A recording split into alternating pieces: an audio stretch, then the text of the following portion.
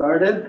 So welcome everybody to the April 25th, 2024 meeting of the San Diego Pollution Control Committee Strategic Plan meeting. So would you like to call the roll, please? Yes, thank you, Chairman Hannah. I would like to remind those members of the public that are joining us by teleconference to please select your preferred language using the interpretation button at the bottom of your Zoom screen.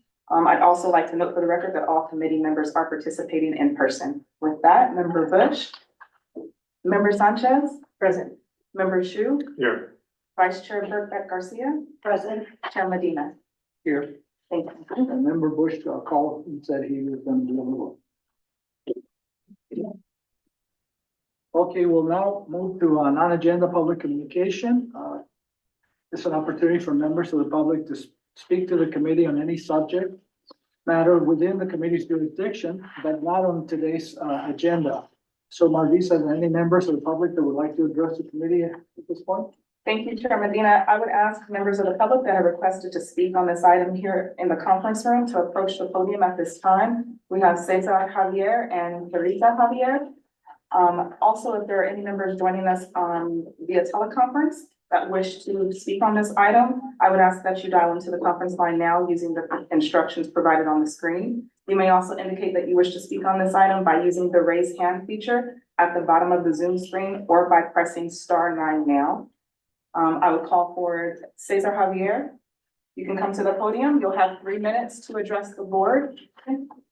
Please begin by stating your name for the record.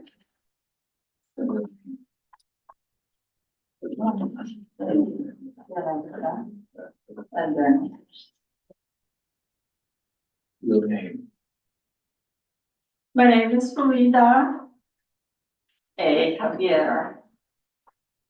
The owner and wife managed to operate a home business since 1984 in a residential zone community for just annual fee of $38 simply because of the San Diego County Fair Pollution Control District Rule 11 exempting ceramics spill from permit. The ceramics battery home business is in violation of the following laws: California land use and planning laws on variance, which explains in its general provision that no business or project be allowed unless it is in accord with health, safety, and public welfare. Number 2, California environmental and land use laws on nuisance. Number 3, social justice residential zone communities and or without homeowners association must not allow ceramics factory with kiln to operate. Why subject cast ceramics with kiln to stringent regulatory standard or permit the not ceramics manufacturing with kiln? The 40 years of operations by the special privileged couple must stop. We are not stopping their vocation and business, but rather situating or locating it in a safer site. As victims from exposure to toxicity, we appeal that the ordinance Rule 11 be validated, amended, and or repealed. And revision and adaptation in 2021 is not adequate, not efficient, and not effective, whether it is wood or gas or electric ceramics kiln as an industrial heating tool produces generates in its toxicity. I am Cesar. thank you. Our next speaker is Mr. Javier. I am. You'll have 3 minutes to address the board. You can begin by stating your name for the record. We just need to indicate that there's 2 separate speakers. I am Cesar Javier. I've been here in the state for 24 years. A retired handyman, licensed contractor, a retired teacher, a student 9 times, and I am a proud American. I've been here eye to eye with you, and you're familiar with us now. We are your ally. We are your frontliners. In fact, we are the victims of toxicity. We are willing to go through Guinness Pig. We are still surviving. Our doctors and medical records are here now. From sneezing to coughing to headache, unusual heart palpitation, and we fear that it may lead to asthma, COPD, lung cancer. I did my job to stop. We wrote them a letter, and I protested on November 24, Thanksgiving 2022.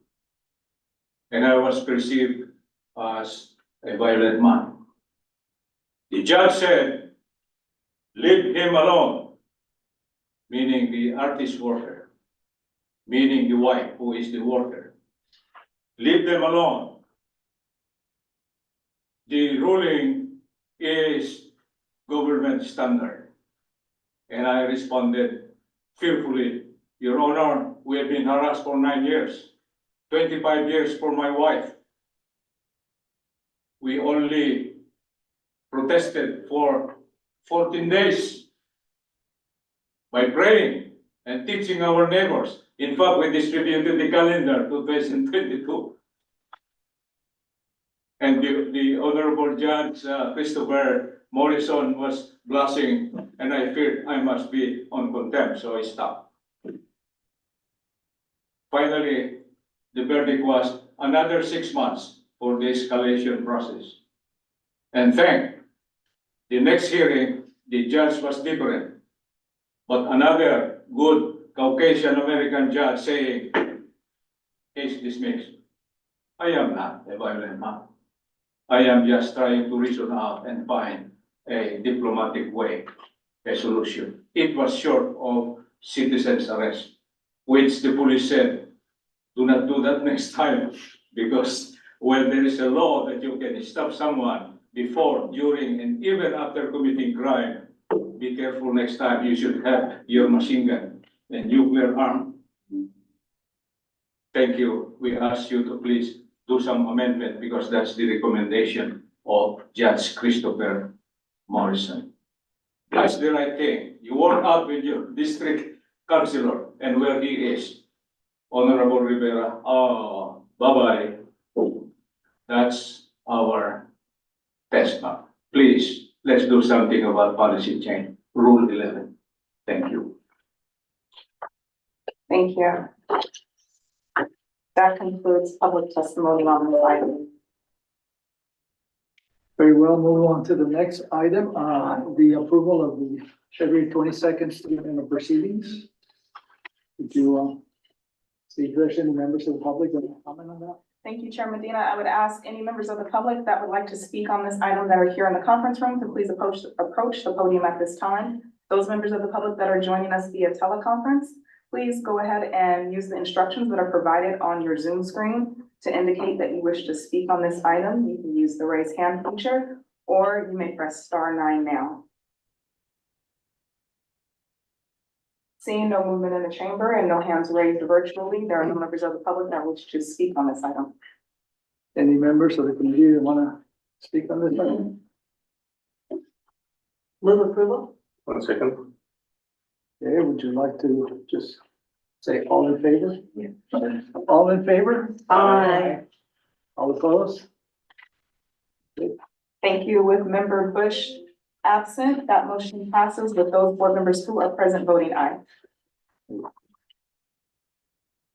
Chair, Yes. as we move on to the agenda, Member Bush asked me if he can be, unfortunately can only be here for about an hour. Of course, That doesn't count him being late as well. But he did make a reasonable request, which was that he really wanted to address item 5, the update on the warehouse. And he wanted to be present for that. So I'm wondering if there's a way for us to adjust our agenda to have it come after number 2 and before number 3.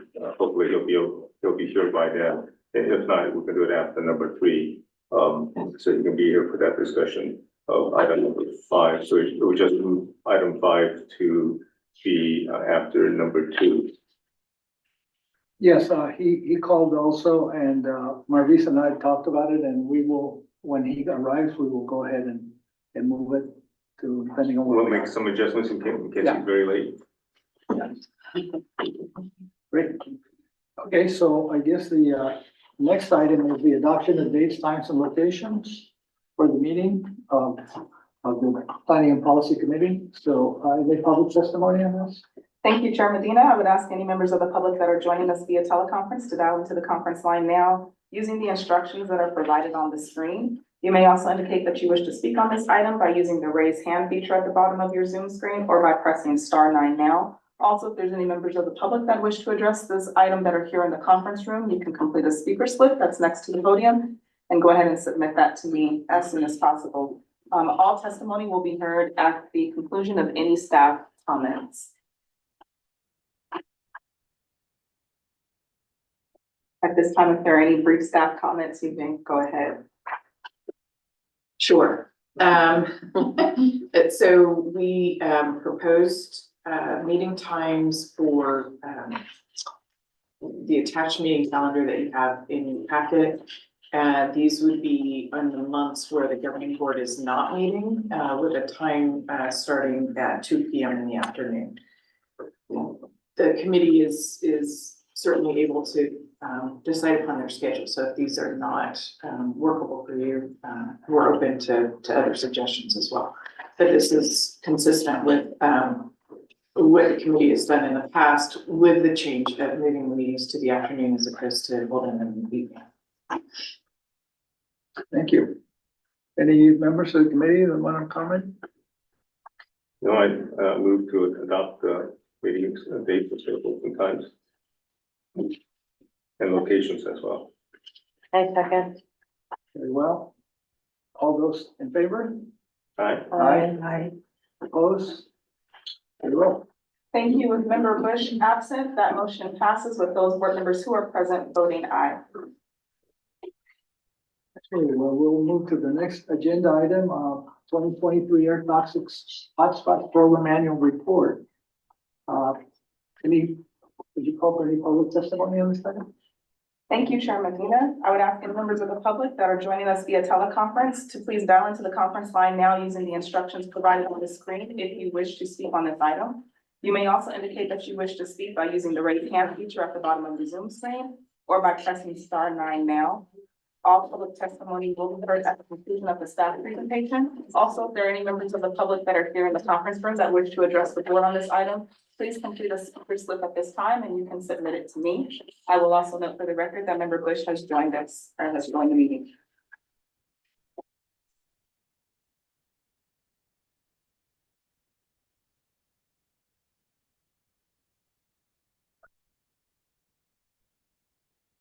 No public members? Great. All public testimony will be heard at the conclusion of the staff presentation. Thank you, Marvis. Good afternoon, board members. I'm Mayani Luther, one of the deputy directors for the district. State law requires air districts to prepare an annual report to convey activities and accomplishments under the California Air Toxic Hotspots Program. We are here today to present the 2023 Hotspots Report for your consideration and recommendations. I would like to introduce Mohsen Azemi, who is the chief of our engineer division, who is going to be presenting the report. Thank you, Maini. Good afternoon, Chair Medina, Vice Chair Bertha Garcia, and other board members. My name is Mohsen Azemi, and I'm Chair of Engineering Division. And I'm happy to have a short presentation on the 2023 Air Toxic Hotspots Annual Report. And under the hotspots program, the district is required to prepare this annual report. And includes the actions taken in calendar year 2023. But this time we also have included some accomplishments of the program since 2021 that I'll go over with you. And the draft of this annual report was released on March 7th and sent out via district's delivery subscription services.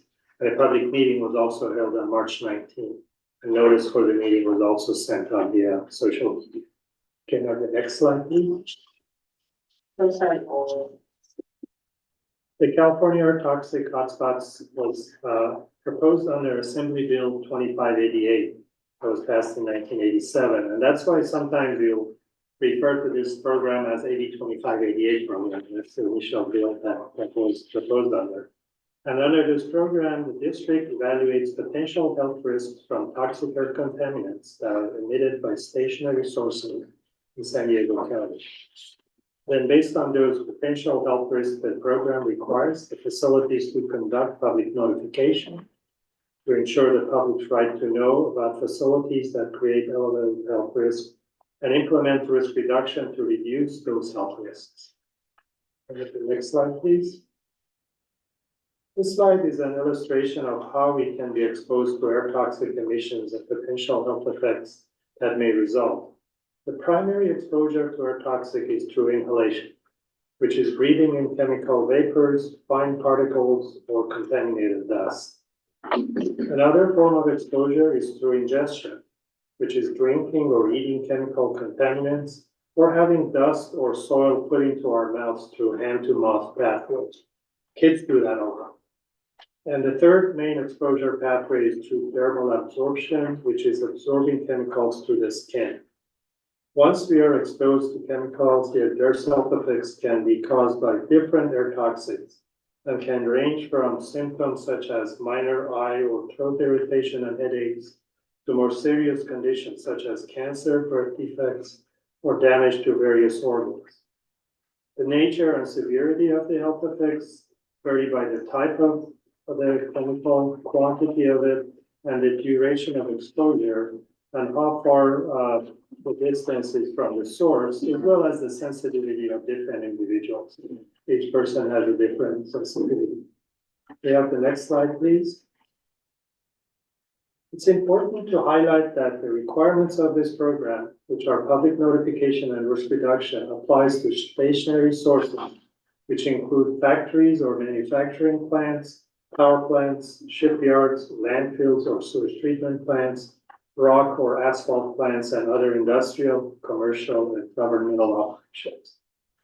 Stationary sources do not include trains, trucks, ships, airplanes, and other types of mobile sources. That's why they're referred to as stationary sources. Can you have the next slide, please? Under the state law, the district is required to prepare an annual report to discuss activities pertinent to the program. And this slide shows some key actions the district completed in 2023 under this program. 120 emission inventories were completed for facilities subject to the AB 2588 or hotspots program. This is in addition to other emission inventory work that the district completed. And these inventories are very important as they quantify air toxic emissions from stationary sources and identify which sources can potentially create elevated health risks. Also, 8 health risk assessments were approved. Health risk assessments, or HRAs, estimate in detail the potential negative health effects that a source of air pollution can create. And those health effects can again be mild and temporary, short-term, long-term, for both cancer and non-cancer health effects.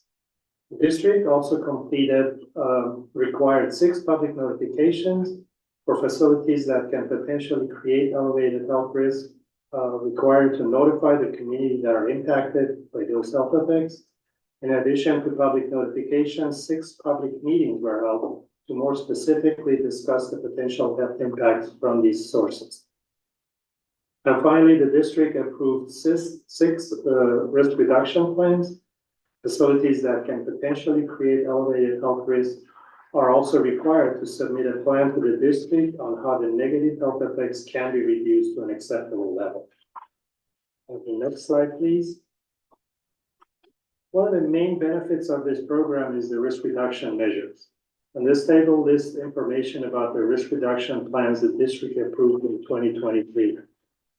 The plans were for shipyards, aerospace manufacturers, mineral industry, asphalt plants located in different communities as shown on this slide.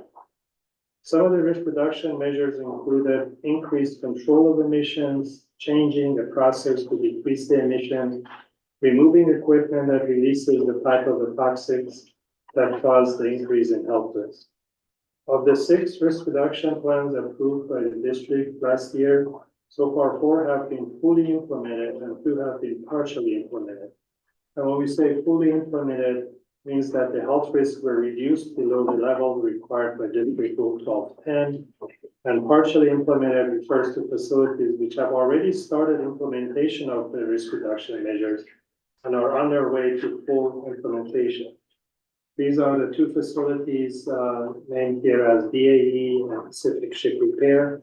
BAE's risk reduction plan is for their 2017 emissions, and they have implemented an alternative method for welding for connecting pipes. BAE has submitted a new health risk assessment for their 2021 emissions that shows that they have reduced their health risk below the Rule 1210 threshold and are compiling documentation to provide to the district showing full implementation of the risk reduction plans shortly. Pacific Ship Repair has already installed more efficient filtration system for their abrasive blasting operation and control systems for welding and demonstrated compliance for 2 out of the 3 welding methods. But due to the flooding that occurred earlier this year, they couldn't operate their welding and controls anymore to complete the testing of the 3rd method. They will be completing the testing as soon as they're operational and anticipated to be sometime in mid-June. Next slide, please. The draft annual report was released for public review on March 7, 2024, and distributed via district's gov delivery and posted on our website. On March 19, 2024, the district held a virtual public meeting to discuss the 2023 air toxic health cost report. The public meeting outreach was conducted in English and Spanish using district's email subscription service, its social media, and Nextdoor. The public meeting was also conducted in English with simultaneous Spanish translation and is available on the district's YouTube channel. About 10 people attended the meeting and questions raised during the meeting were addressed at the meeting. Have the next slide, please. Besides the actions completed in 23, we would like to take this opportunity to spotlight the accomplishments of the program since 2021, when this board amended District Rule 1210 to decrease the cancer risk threshold for risk reduction by a staggering tenfold and adopt other requirements to protect public health. This rule change resulted in the accomplishments presented in this slide. As shown here, 11 risk reduction plans have been approved by the district and fully implemented by the facilities in compliance with District Rule 1210, meaning 11 facilities have reduced their risk to their neighbors, resulting in risk reduction and public health protection from elevated health risk for 1,629 residents. These are homes, condos, apartments, at 1 public park and 59 businesses. And this isn't just about the data or statistics, it's about the health and safety of our families, our neighbors, and our future generations. Can I have the next slide, please? I would also like to point out opportunities for public engagement provided by the district for this program. The district has published an interactive mapping tool on our website showing facilities subject to this program, as well as Cal EnviroScreen scores. Cal EnviroScreen is the California Environmental Protection Agency's system that identifies environmental justice areas, which represents a combined measure of pollution and a potential vulnerability of a population to the effects of pollution. This map also shows the true environmental justice communities under Assembly Bill 617, namely the Portside community and the international border agent communities. And the area impacted by those facilities with risk above the public notification thresholds. You can also see the web address and QR code for the district's interactive mapping tool on this slide. May I have the next slide, please? In addition to the district interactive tool on our website, the California Air Resources Board has also launched a mapping tool under its California Air Toxics Assessment or CATA program. CATA assesses the statewide health risk associated with major toxic air pollutants, which includes diesel particulates, heavy metals, and toxic volatile organic compounds emitted from all sources of air pollution, including stationary, mobile, and area sources. This is a picture from the CATA mapping tool showing San Diego County. On the left side, it shows the average countywide cancer risk in the county in chances per million, as well as the breakdown by pollutant and sources. You can also zoom in on smaller areas and it will show the average cancer risk within that area. On the right side area, the higher cancer risk shows in darker colors. And you can also see the web address and QR code for this tool on the slide. We can have the next slide, please. Public engagement is a key part of this program. And on district's website, you can see current and past public notifications, public meetings, and risk reduction plans. We also encourage members of the public to sign up for the district's email subscription service and follow us on social media. That's how they can be informed about updates to this program. Can I have the next slide, please? Staff recommendation today is for the Policy and Planning Committee to consider the 2023 Air Toxic Hotspots Program Annual Report for San Diego County and recommend approval by the San Diego County Air Pollution Control District Governing Board. Next slide, please. So this concludes the presentation. I'll be happy to answer any questions. Thank you. Thank you. Do we ask the public first? Yes. Thank you, Chair Medina. We have one member of the public that has requested to speak on this item, Nicholas Bowles. We'll have 3 minutes to address the board. Your time will be on the screen, so please self-regulate your time, and you can begin by stating your name for the record. Hi, good afternoon. Nicolas Bowles with the Environmental Health Coalition. Nice to see you all again.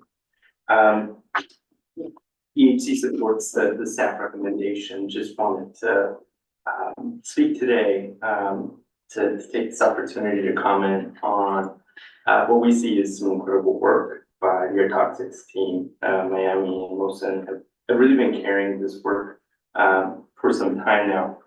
And the reason why we felt it's important is because, you know, I think EHC often talks about how important it is to democratize information. And as Mohsen said, you know, I think this annual report for a lot of agencies can be seen as almost like a checkbox obligation that agencies often do, but this doesn't read like a checkbox. The information on that report, I think, is written in a way that makes the air toxics hotspots rule understandable for the community. And EHC has provided a comment on some amendments and adjustments, and I think were well received and implemented in this draft. And we wanted to take a moment to commend that. As you all know, EHC does a lot of work in the Portside neighborhoods of San Diego. And unfortunately, we have a concentration of these hotspot facilities in that neighborhood. We have, I believe it's 3 facilities within a 1.5 mile radius. And what that means is the impact isolates, the cancer risk radiuses of these facilities often overlap with one another. And so you have community members living in parts of Barrio Logan and South Crest that are exposed to compounding cancer risks. And so implementing these risk reduction plans is so important because that means we reduce the cancer risks that our community members are exposed to. You know, the reason I bring that up is on this document, on this draft for this year, there's specific sections that talk about the progress that these facilities are making in the implementation of the risk reduction plan. And that's so important because I feel like in the past, a lot of these presentations that they've given have kind of brushed over what these facilities are doing to meet their obligations in the risk reduction plan. And so for APCD to specifically write out, hey, this is what we're waiting for VAE to implement in their plan. This is what we're waiting for Pacific Ship to do in their plan, allows nonprofits like EHC and community members generally to better advocate in a more informed way. And so again, we want to commend APCD for doing that in this report. And yeah, let's keep going. One day, there's gonna be a day where there's not gonna be a neurotoxic hotspot in Barrio Logan. And so we're making progress. Thank you. Thank you. Any other members of the public? Thank you, Member Medina. Thank you, Chair Medina. That concludes public testimony on this item. Any comments from committee? Questions?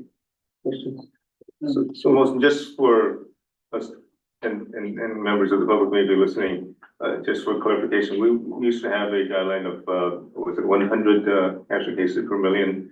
And then a few years ago, we changed that to match what most other APCDs have in the state, which is 10 cancer cases per million as our bar.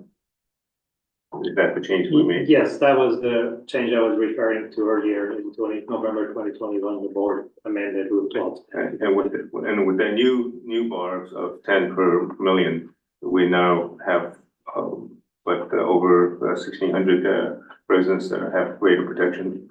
Yes, that's both for cancer and non-cancer health effects. Yes. Do we do any, like, well, I wouldn't say fireworks, but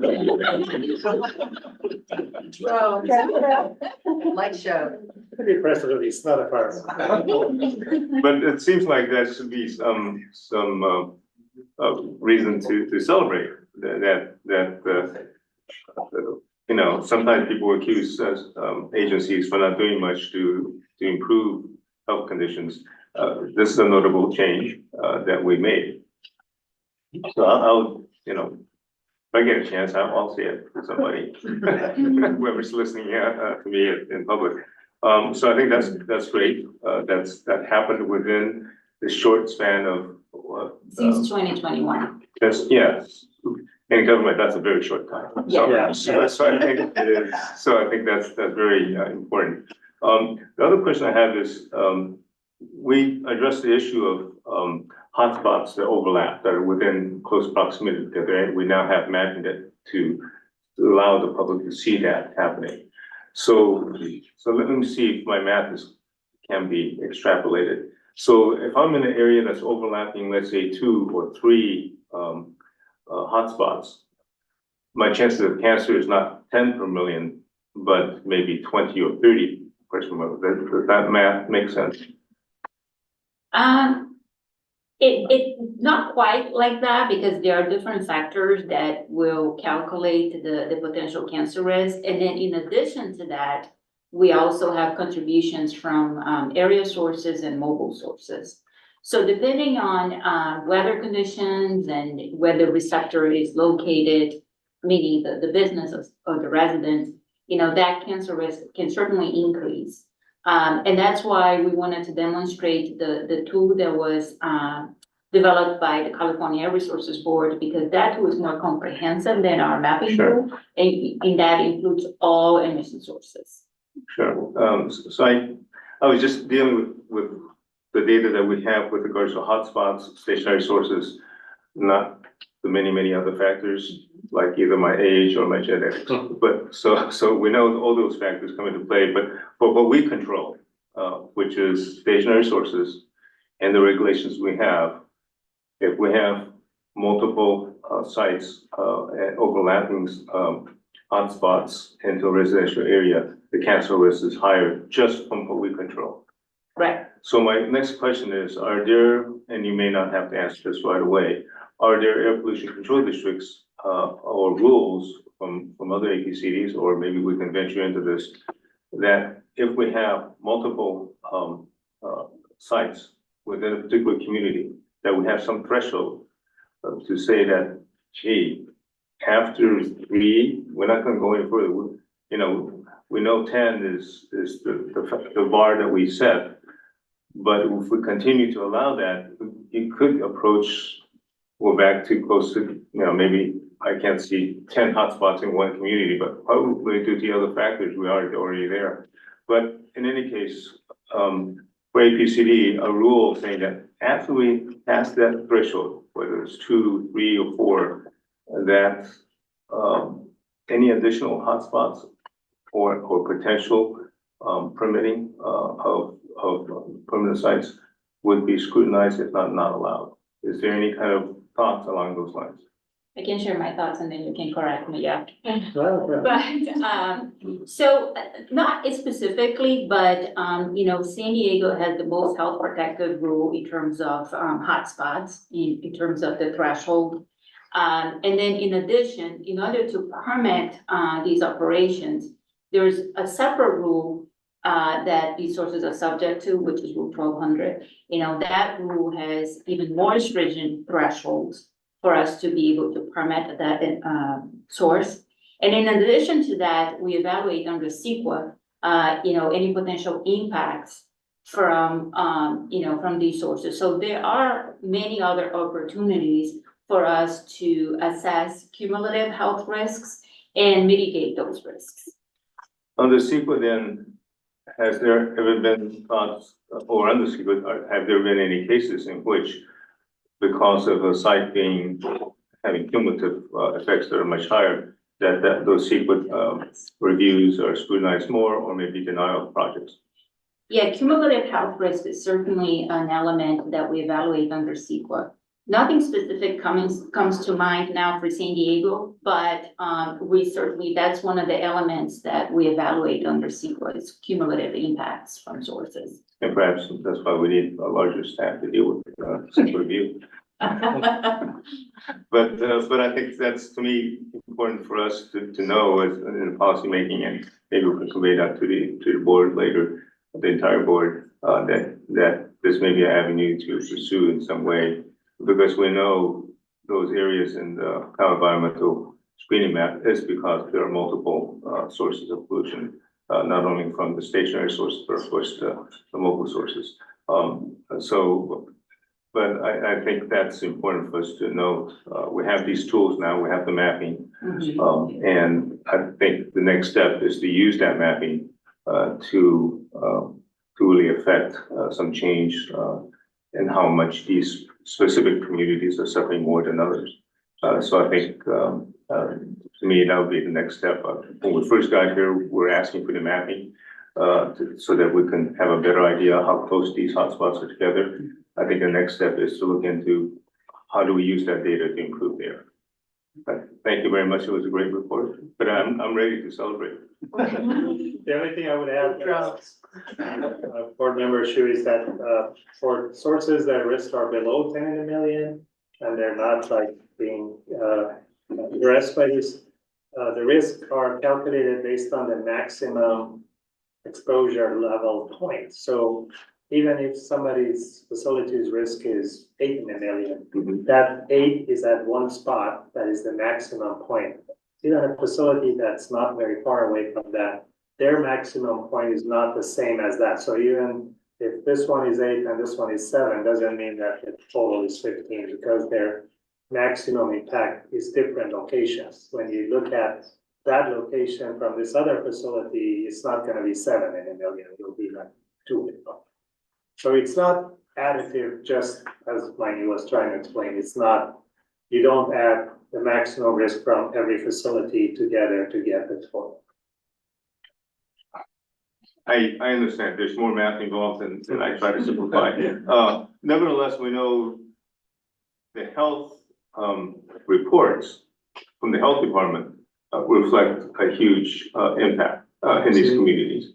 And whether we attribute it all to the stationary sources or not, and I think that's the other measurement tool that we have to address. We don't use that very much. I know our sampling is of dust and particles in the air, but the other way to measure this, irregardless of what the source is the community health factors. So the number of people going in for asthma, and people suffering from cancer risk, all that. They're getting it from many sources and there are many factors. But nevertheless, if I look at those numbers, I don't think we're gonna find very, very good numbers. We know they're way off in terms of whatever the average or compared to other communities. So to me, there are many ways to measure this issue. Ultimately, the ultimate measure we should be using is the health department's measurements. When those go down, we may have been successful, so has CARB and what they deal with mobile sources and everyone else. And maybe medicine got better too, but the thing is, to me, that is the health inequity and it's a environmental justice issue we're trying to address. If I could just say one point to that, we do have an objective in our goals and objectives for the coming fiscal year to better look at how we can express not only our work in terms of public health, but use that data in guiding our work as well. So it is something that's on our radar to try to improve. Acknowledging the limits of our jurisdiction in order to be able to have an impact on these various different sources. So I'm not aware, for example, of an air district that has like a cumulative impacts type of threshold, but to Mayani's point, there is certainly our ability to look at cumulative impacts under CEQA, to look at new sources as they come in under Rule 1200, which does have a much more stringent threshold for cancer risk. So absolutely, points well taken, and we're going to continue to try and expand on the information that we can provide to the public and to the board in terms of how our work translates into public health improvements. Thank you. Any other?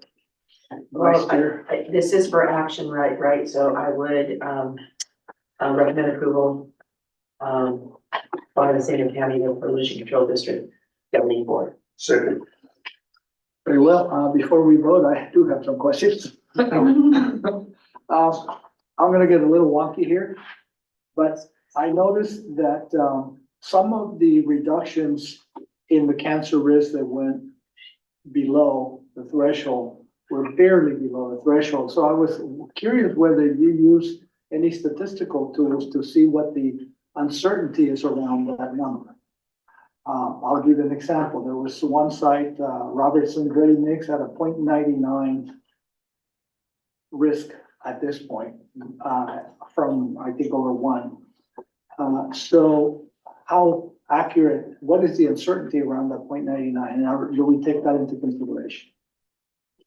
So the health risk assessment is done in accordance with certain scientific procedures established by OEHA. And those are really health protective assumptions that go into play. So again, we are always on the side of health protective assumptions. In addition to that, once we approve, we conduct the health risk assessment, there are conditions in the permit that we impose in order to ensure ongoing compliance with that threshold. So the facility essentially capture at that level of, we can put limits on throughput, for example, or limits on the materials that they're gonna be using in order to ensure that you're gonna in fact be below that threshold. Anything else, Bud?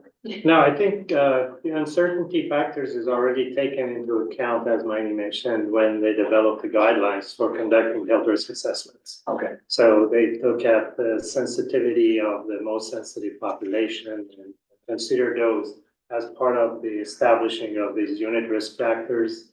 So, 9.99 is pretty close to 10, but considering all those safety margins that have been taken into consideration, it's probably not 9.99, it's much lower. And my last comment or question was, is there any plan to look at the PAIR program and particularly the air filters and see really how effective they are? Is there any, we're spreading them out all over the place. but, what's the health outcome? And so is there any plan to do some research around that topic? We have been contacted by researchers, it's been a little while. It was a researcher at UCSD that was interested in coming and doing like a kind of before and after. And at the time we were speaking with that gentleman, we were in the middle of already deploying out to Portside. So, you know, we need to be mindful of whether folks are wanting to participate in a before and after, because there's a lot of personal questions that go into that as well. But it's certainly something that we can consider as we're looking at rolling out the next version of PAIR, which is going to be coming out over the next couple of years. So we're looking at expanding PAIR to the international border community and as well to other communities through our EJ government to government grant. So it's something that we could consider. We need to go through that process of ensuring that that kind of research is acceptable to the community-based organizations that we're working with, because I know that there's sometimes concerns from communities as to the intrusiveness of some of that work. Very well, thank you. But we know that the filters will not work for everything, right? So Right. that we know that much. And so that's why we appreciate the commitment from this board to continue our work to further reduce health risks. Great, thank you. And I'd like to echo Chair Shu in the celebratory thing. It's not 1,629 residents, it's 1,629 residences. There could be a factor of 4 or 5. Right, those are addresses. Yeah, so thank you for that. It's great. So I'll call the vote. All in favor of the recommendation? Aye. All opposed? Thank you. That motion passes with all board members being present and voting aye. So we're gonna move the agenda a little bit. The next item we'll consider is the ISR presentation. So do we have any public comment?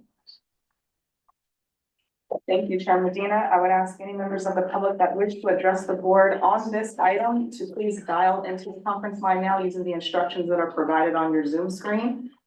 Excuse me, you can use the raise hand feature at the bottom of the screen. I'll press *9 now to indicate that you wish to speak or to raise your hand on this item. If there are any members of the public that are here in the conference room that wish to address the board on this item, please complete a speaker slip at this time and you can submit it to me. All public testimony will be heard at the conclusion of the staff presentation. Yes, I'm on. Hi, I'm Kathy Keehan. I'm the Chief of our Mission Reduction Strategies team here at the Air District.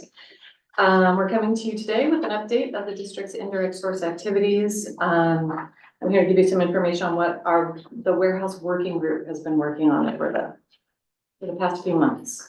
Next slide, please. So just a quick refresher, reminder, an indirect source is a facility that attracts or may attract mobile sources of pollution. Assembly Bill 423 directed the district to consider adopting an indirect source rule to address air pollution from mobile sources that are associated with stationary sources, such as ports, warehouses, and distribution centers. The picture on the right side of the screen here shows the points in which the emissions are generated from mobile equipment operating at stationary sources, which those stationary sources could then be considered indirect sources. Next slide, please. As part of its direction to staff on indirect sources, the board asked us to convene a working group of community and industry stakeholders. What we're calling the Warehouse Working Group, or WWG, was set up to provide input on possible regulatory and non-regulatory strategies to reduce indirect source emissions from warehouses and distribution centers in San Diego County. The Warehouse Working Group is composed of key local community, environmental, industrial, and government stakeholders interested in the freight and warehousing sectors, community health, and air quality. The group, by design, was set up to hear from varying perspectives from both community and affected stakeholders. Staff has collaborated with organizations and individuals who had previously expressed interest in this topic, and we contacted the Mexican consulate and organizations based in Tijuana to participate as well. The warehouse working group started meeting last September and provides an opportunity for staff and stakeholders to discuss potential indirect source actions relating to warehouse activities. We want to thank all of the participants who have shared their time and knowledge so far. Next slide, please.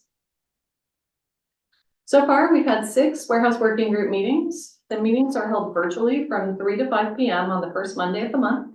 Mark your calendars, with the next meeting is scheduled for May 6th. Warehouse working group meetings are open to the public, so interested parties are welcome to attend and provide their feedback either during the meetings or to staff at any point. They're also recorded and posted on the district's YouTube page, and the meeting summaries are posted on the warehouse working group page. What time? It's from 3 to 5. Thank you. Next slide, please.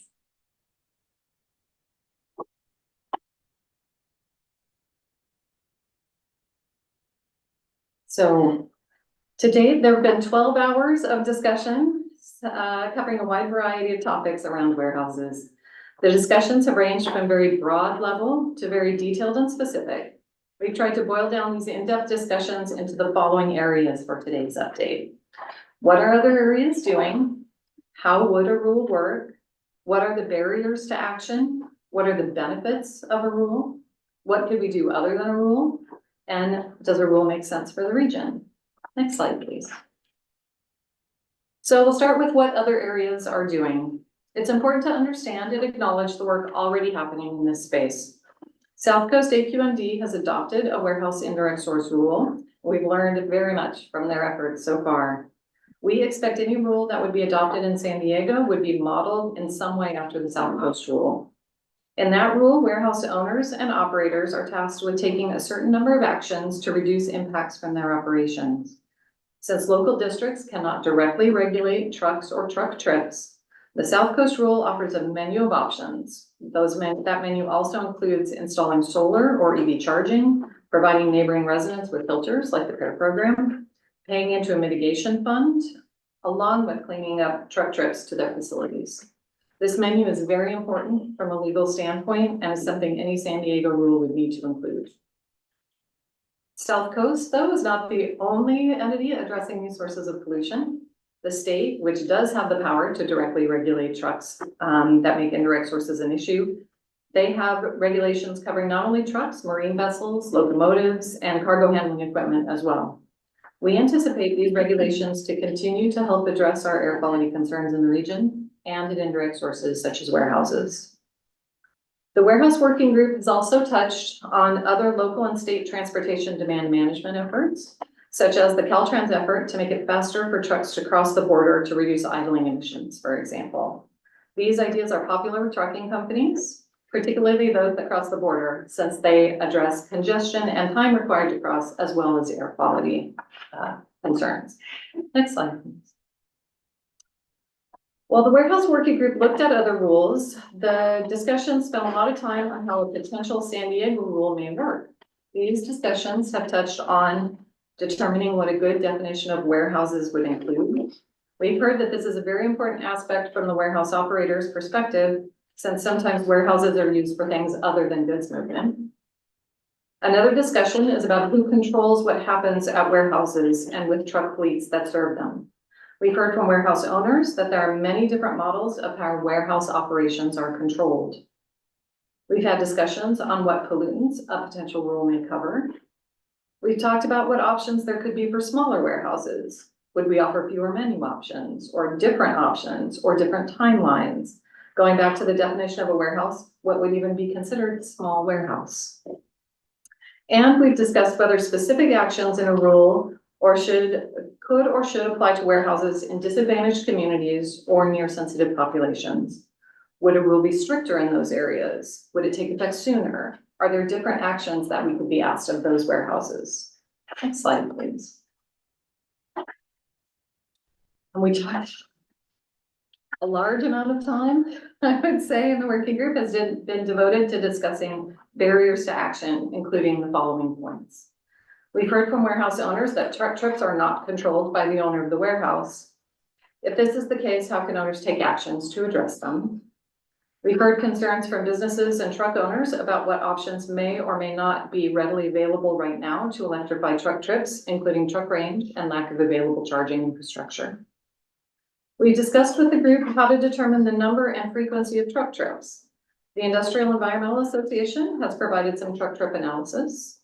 South Coast did a very specific truck trip generation rate study, and the district is looking into Sandag truck trip data to try and understand how to measure truck trips at warehouses.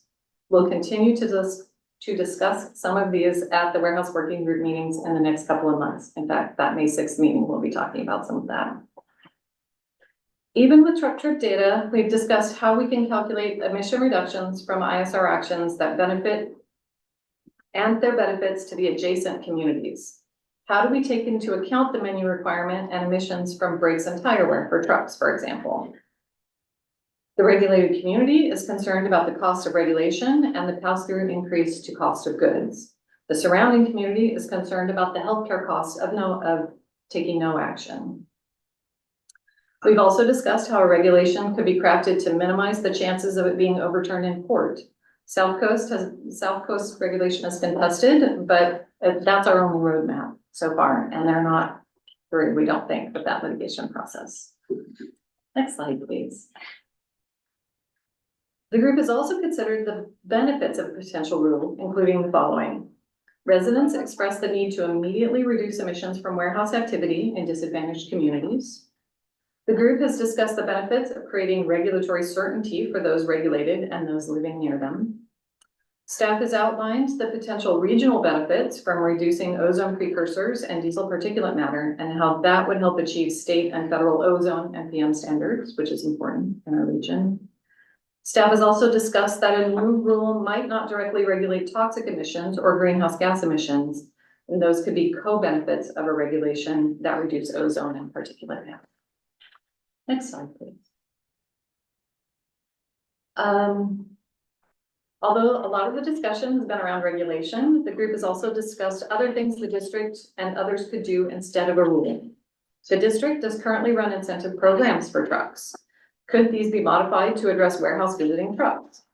We believe the existing zero emission truck pilot program could be modified to include trucks that operate at the border, and existing incentives locally and the state and federal level could be used to replace diesel trucks with zero emission ones where appropriate.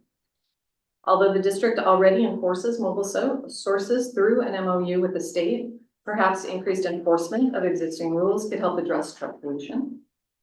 And then perhaps other actions could be taken by other local agencies. For example, the district does not control zoning or codes for warehouses, but could encourage other agencies to adopt zoning or codes that could address warehouse impacts. Next slide, please.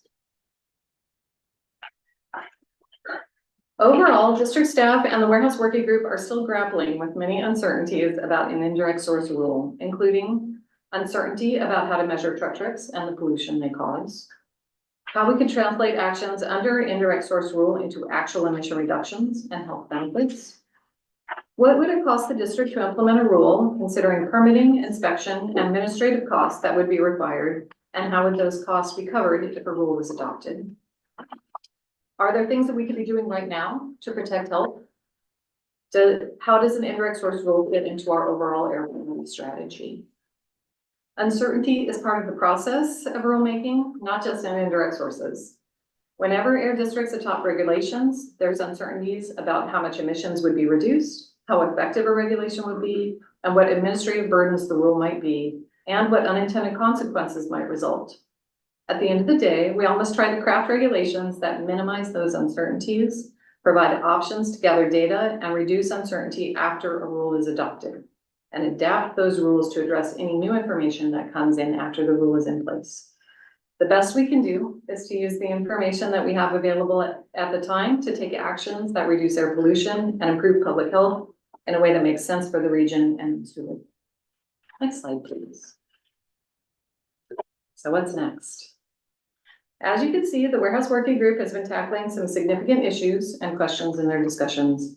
We appreciate everyone's time, knowledge, and energy as the district tries to determine how to best address indirect source pollution. As we move forward, we will be hosting more warehouse working group meetings, posting those videos and summaries on our website, and using the information provided to do our best analysis of potential actions and health benefits and emission reductions. District staff will also continue to monitor efforts to overturn South Coast indirect source rule, state efforts to increase regulation of trucks, and other actions to reduce pollution from indirect sources. We plan to wrap up the WWG meeting sometime this summer, and staff will determine a proposed strategy and follow up with this committee and the board. If the proposed strategy involves a local rule, will be as directed by the board, the district will continue the rulemaking process. Next slide, please. That concludes my presentation. I'm happy to answer any questions you may have. Well, thank you, Kathy. So you haven't been doing much. No, we've just been sitting around mostly. No, there's been a lot of work, and I seriously, I hope if you don't take anything else out of this presentation, our thanks to the folks who've been participating in those working groups. The information has been invaluable. We've asked a lot of time and knowledge out of those folks, and we appreciate them providing it to us. And all of that, they're not here today, but kudos to Kathy's staff, Nick Cormier and Brandy. Yeah, A lot of work, both organizing meetings, reaching out to the public, working with Sandag and others, studying more data. So they've really gone deep on this. Kudos to those guys. Absolutely. That's all our thanks to them too. Well, Do we have any public comment? Thank you, Chair Medina. We have one member of the public that wishes to address the board on this item. I would call forward Nicholas Powell. He will have 3 minutes to address the board. Please begin by stating your name for the record, and I will put the timer on the screen so that you're able to see it. To self-regulate your time. Nicholas Poe with the Environmental Health Coalition. I just wanted to kind of take this opportunity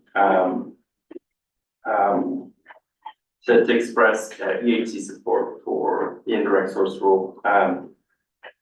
We believe that it's possible to have both a strong regulatory approach while simultaneously having a non-regulatory approach that is based on providing incentives and encouraging cleaner technologies at warehouses. So we're supportive of that.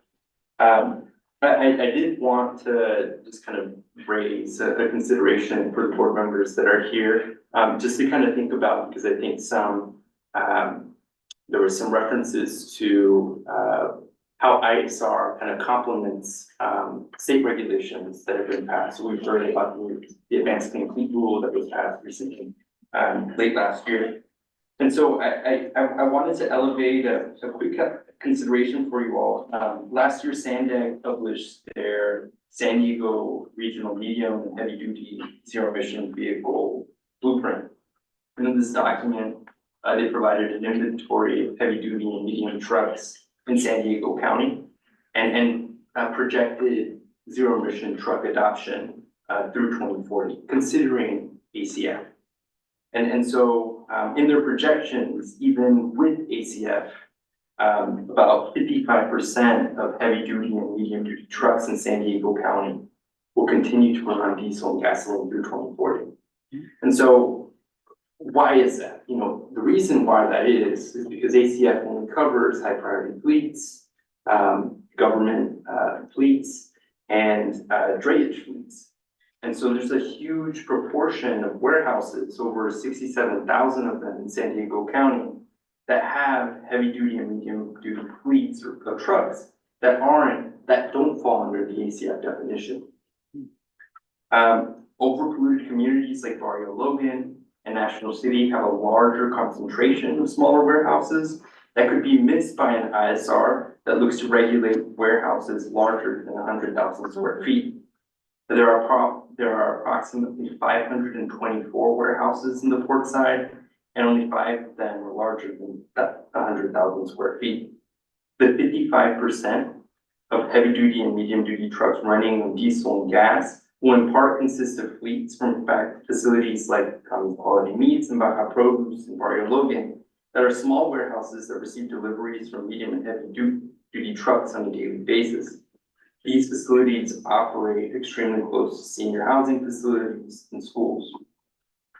EHC will continue to research and develop stronger policy solutions for how APCD could get created to address this challenge of addressing smaller warehouses and the warehouse pollution that they emit in EJ communities. And ISR is important because it will help the district curb pollution from industries and sources that continue to pollute our communities and are not covered completely by existing state regulations. That's sort of my comment. Thank you. Thank you. That concludes public testimony on this item. Any comments from committee members? Yeah, so I'll, unfortunately, I have to, came in late and I'll have to be leaving, but really appreciate staff's work, on this. I want us to be mindful, going into this, that, there's going to be pushback and we shouldn't be naive at the politics of it. Industry, it's not in industry's interest to just volunteer this and accept this. It's gonna take community action and push, and it's gonna be uncomfortable conversations. We just heard a report about the toxic air program, and I love those updates because it brings it back what we're all here for, the health. It causes these emissions cause cancer. They kill people. Like that's what it is. And so I would encourage all of us to start having more of those direct conversations, because it ends up being, well, our business, our money, there's no business if people are dying. Like, you can't have a business where you're killing people. Like, we would never accept that. And I do need to, I'll take responsibility. I need to come to these meetings. So thank you, Kathy. I'll make sure I have that on my calendar and encourage everyone else to, our members to attend as well, and get committee members watching, because just the discussions I've heard, it reverts to that. We're not trying to hurt these businesses, we're trying to help them, but we do have to hold everyone accountable for their operations. If their operations are hurting community members, and particularly Black and Brown communities like mine in National City and Barrio Logan, and appreciate EHC and Nicholas for their advocacy on this, because that's it, at the end of the day, it's hurting people, and we need to center it on that conversation. And it's 2024, with all the technology, with all the accountability, the notion that, oh, we can't control who comes into our business. We have no idea where they're coming from. I just don't believe it. I'm gonna say it. I don't believe it. I don't It's- buy it. Yeah, I think I just don't buy it. So I'll come to this, and then the folks who are saying that can prove me wrong. But my instinct is that that's not the case. And, in Old Town, National City, we have the deaths to prove it. So I really appreciate staff's work on this. I encourage us to still just keep pushing and do the work. We do need the data collection too. So I want to be fair, like no matter what, we have to make our decisions based on the facts. So we want to have that data collection, but I don't want us to frankly be dicked around. And while if they have the information, they're just not wanting to give it to us. So please, staff, please be mindful of that too.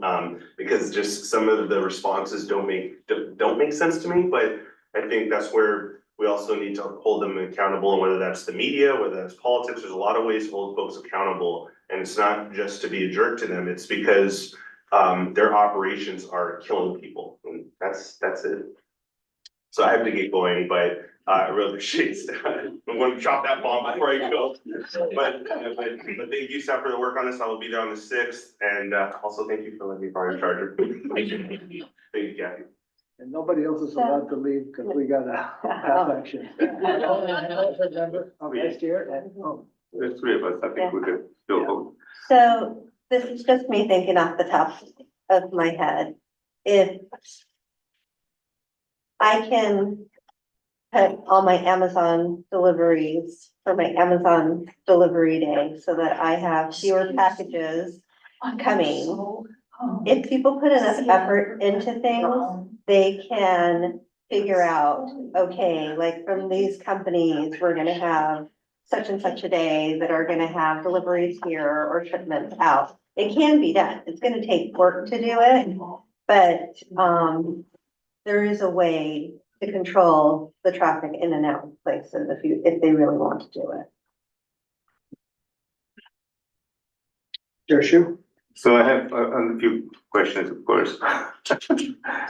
So transportation management strategies. And I want to know how much of that has been brought into this discussion, how much purview a warehouse will can implement them, since quite often transportation demand management strategies are done by those who deal with the mobile sources as opposed to stationary sources as we are.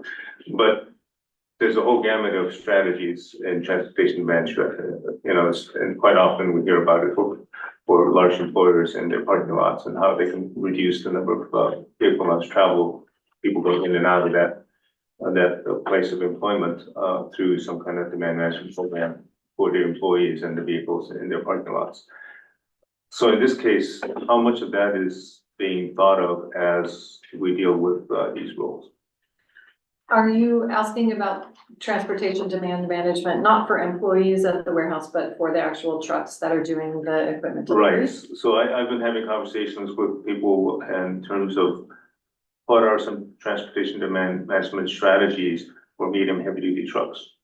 So typically we hear about them for commuters, people who are driving, but I think there are a whole potential list of strategies for medium heavy duty trucks that in this case a warehouse can implement.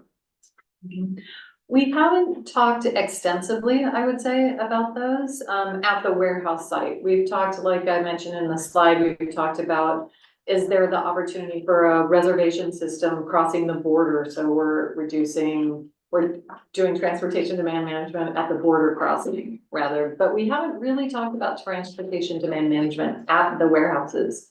I'd be really interested to hear what other folks are saying about how those, what could be implemented in there, because well, Anne-Marie just mentioned one, that I as a household is doing that just with Amazon, with one deliver to my house. So that's a pretty simple concept, rather than getting five, in some households we know they get a delivery from Amazon every day of the week. But if I bunch that and maybe there's a reduction in cost, that's a benefit to me and Amazon at the same time, as well as reduce the number of times they have to come to my house. So that's a pretty simple strategy. There are other strategies like that I think we haven't thought about, because so for one reason or another, for good reasons, we're looking at electric cars and electric trucks as if they're going to be the savior. They're not going to be the savior, right? We know that there are other pollutants that come from the tires and brakes, and they're so expensive. We spend, a lion's share, more than a lion's share of what resources we have available to seeing that. It's great for my friends in the electric truck business and those who produce it. But we should be looking at other cost-effective systems that just make sense, that saves money for everybody. Right. And I think that's, to me, the question I have is, how does that play into the warehouse rules, indirect rules that South Coast is trying out? Well, Are we going too far astray from mobile to into mobile sources? Well, so one of the, we have, I'll start and then Mike can fix whatever I say. One of the things the South Coast rule does is it looks at the number of truck trips.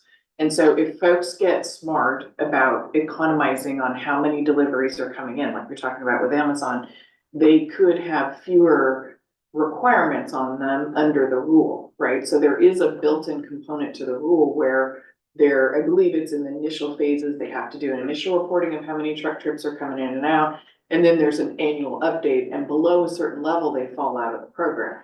Now, for huge warehouses where their main business is getting cargo in and out, they're not gonna fall out of the program, but they may have fewer requirements placed on them because they have fewer truck trips. So it kind of gets at what you're saying, is if they can be smart about economizing and making sure that one truck coming in is absolutely full as opposed to 5 that are 20% full, then that would benefit them in the program. That is a component of the rule.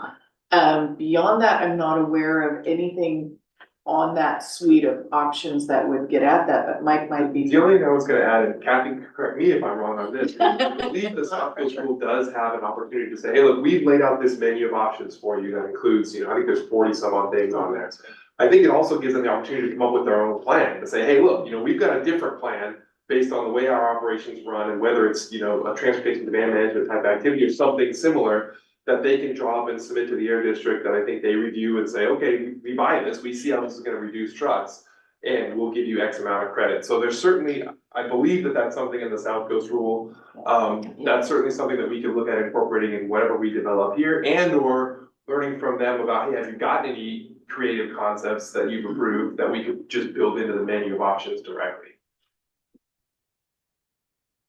I'm not gonna correct anything you said. And one point is, if nothing else, a rule for indirect sources, should, at the minimum level, having, whether it's particular size warehouse or particular number of trucks going in and out, that they count them and register those vehicles. I think, to me, I can't reduce, if I'm on a weight program, I'm trying to reduce weight. The first thing I'm gonna have to do is get a scale. Absolutely, absolutely. I think that and one of the things that we're struggling with right now is that they don't, right now we don't have a scale for some of those folks, and a rule would provide that data certainty and get people looking at that. Right, so I think it's essential. right, that's essential, and I think for the warehouses, in the industry, they need to be aware of that. And then I have this little story. So, I have a friend that comes to my house often, and could be a warehouse deliverer, it doesn't matter. But every time that friend comes, as he leaves, something falls out of his vehicle and hurts one of my neighbors. And I'm thinking, gee.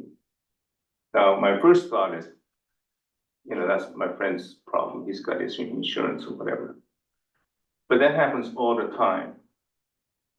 And my neighbors think, it's hurting me, my kids. In fact, sometimes I have to take my kids to the hospital. Who should be paying for that? Who should be responsible for that? And who should address that issue? Now, at some point, I could throw my hands up and say, yeah, my friend is coming to visit me. How he does what he does as he leaves my house is, his business. Although at some point, my neighbor is going to say, that is your business. It's your friend coming to visit you at your house. To visit somebody else who didn't come at all, my kids wouldn't get hurt. And for whatever reason, I'd have a hard time suing your friend because he drives off too fast. If nothing else, I should know who your friend is so I could sue him because he's hurting my kids and putting my hospital bill higher.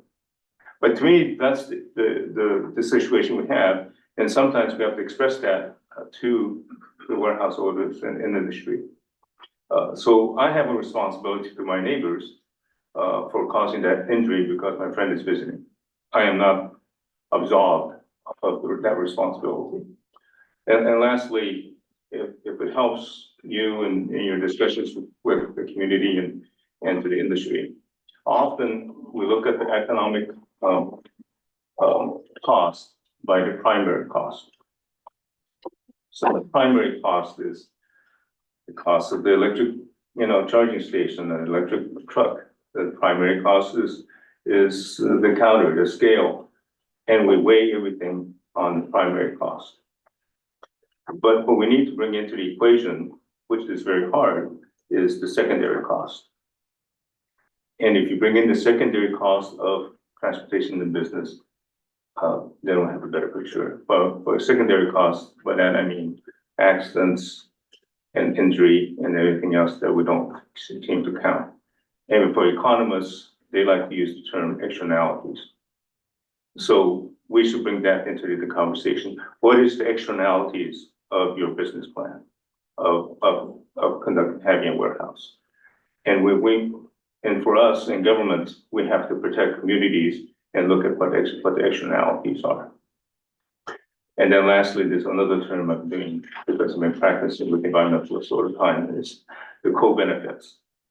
So the co-benefits is that we have real savings in maybe the number of roads we have to maintain, heavy loads that are taken. So if we reduce the number of trucks, there are some other co-benefits. There are some huge benefits to the community as well as time savings.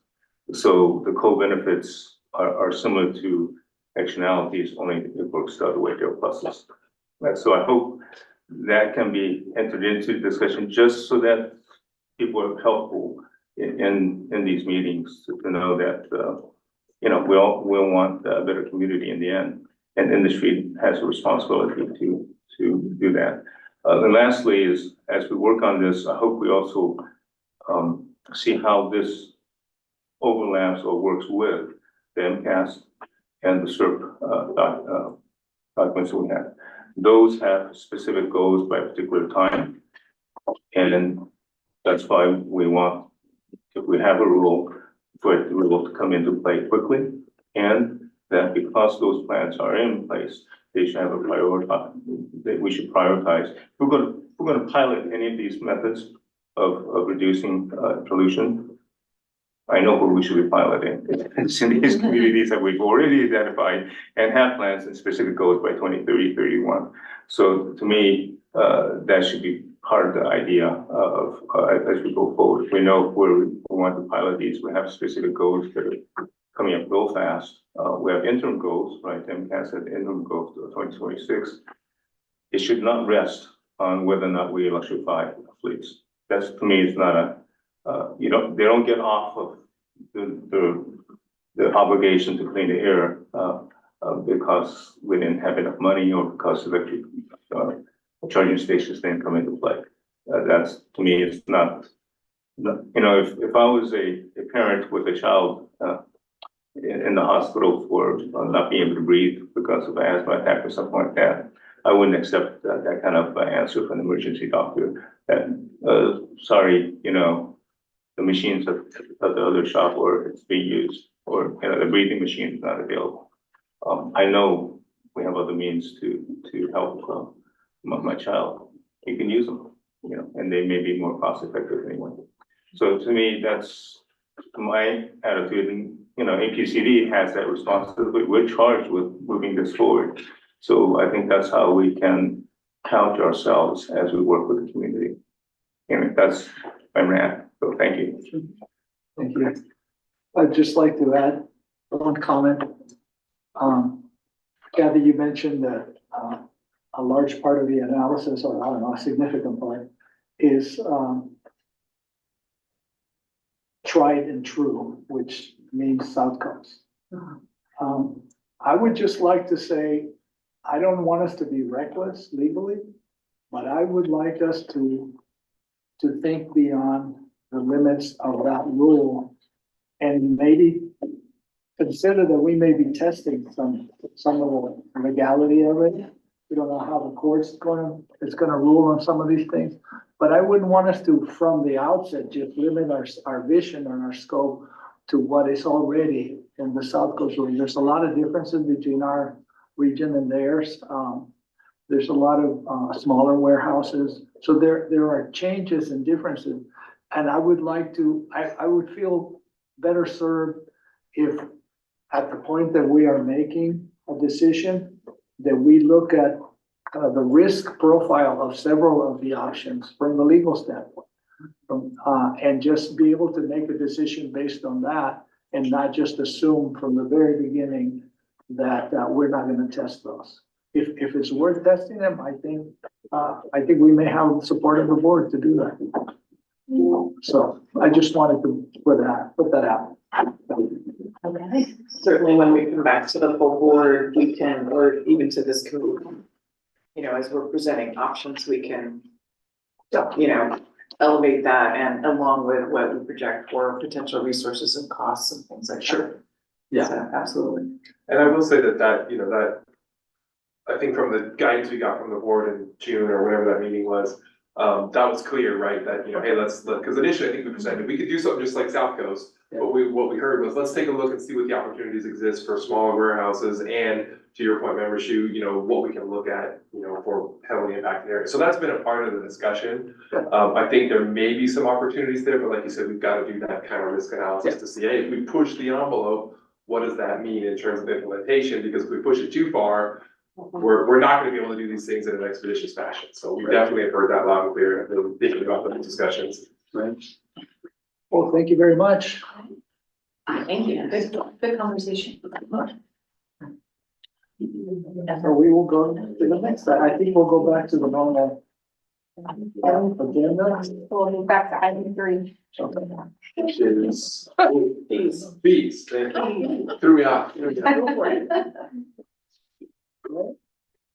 So we are going to discuss the fee proposal rule, no, this is. Oh, the update. No, we're going back to this. Yes, the amendment to Rule 40. And are there any members of the public who would like to comment? Thank you, Chair Medina. I would ask any members of the public that are here in the chamber that wish to address the board on this item to please complete a speaker slip at this time and submit it to me. Those that are joining us via teleconference, please use the instructions that are on your Zoom screen. If you wish to speak on this item, please use the raise hand feature at the bottom of your screen or press *9 now. All public testimony will be heard at the conclusion of the staff presentation. So. Where's my script? I'm not thinking about, what's my motivation? Okay, yes. Well, we will begin with a presentation by Air Pollution Control District Deputy Director Michael Watt. Thank you very much. So thank you for having me today. We're going to provide a brief update on the proposed amendments to Rule 40, which is our bullet numbers permit and other fees. Mia, get us ready to go here. We'll jump right.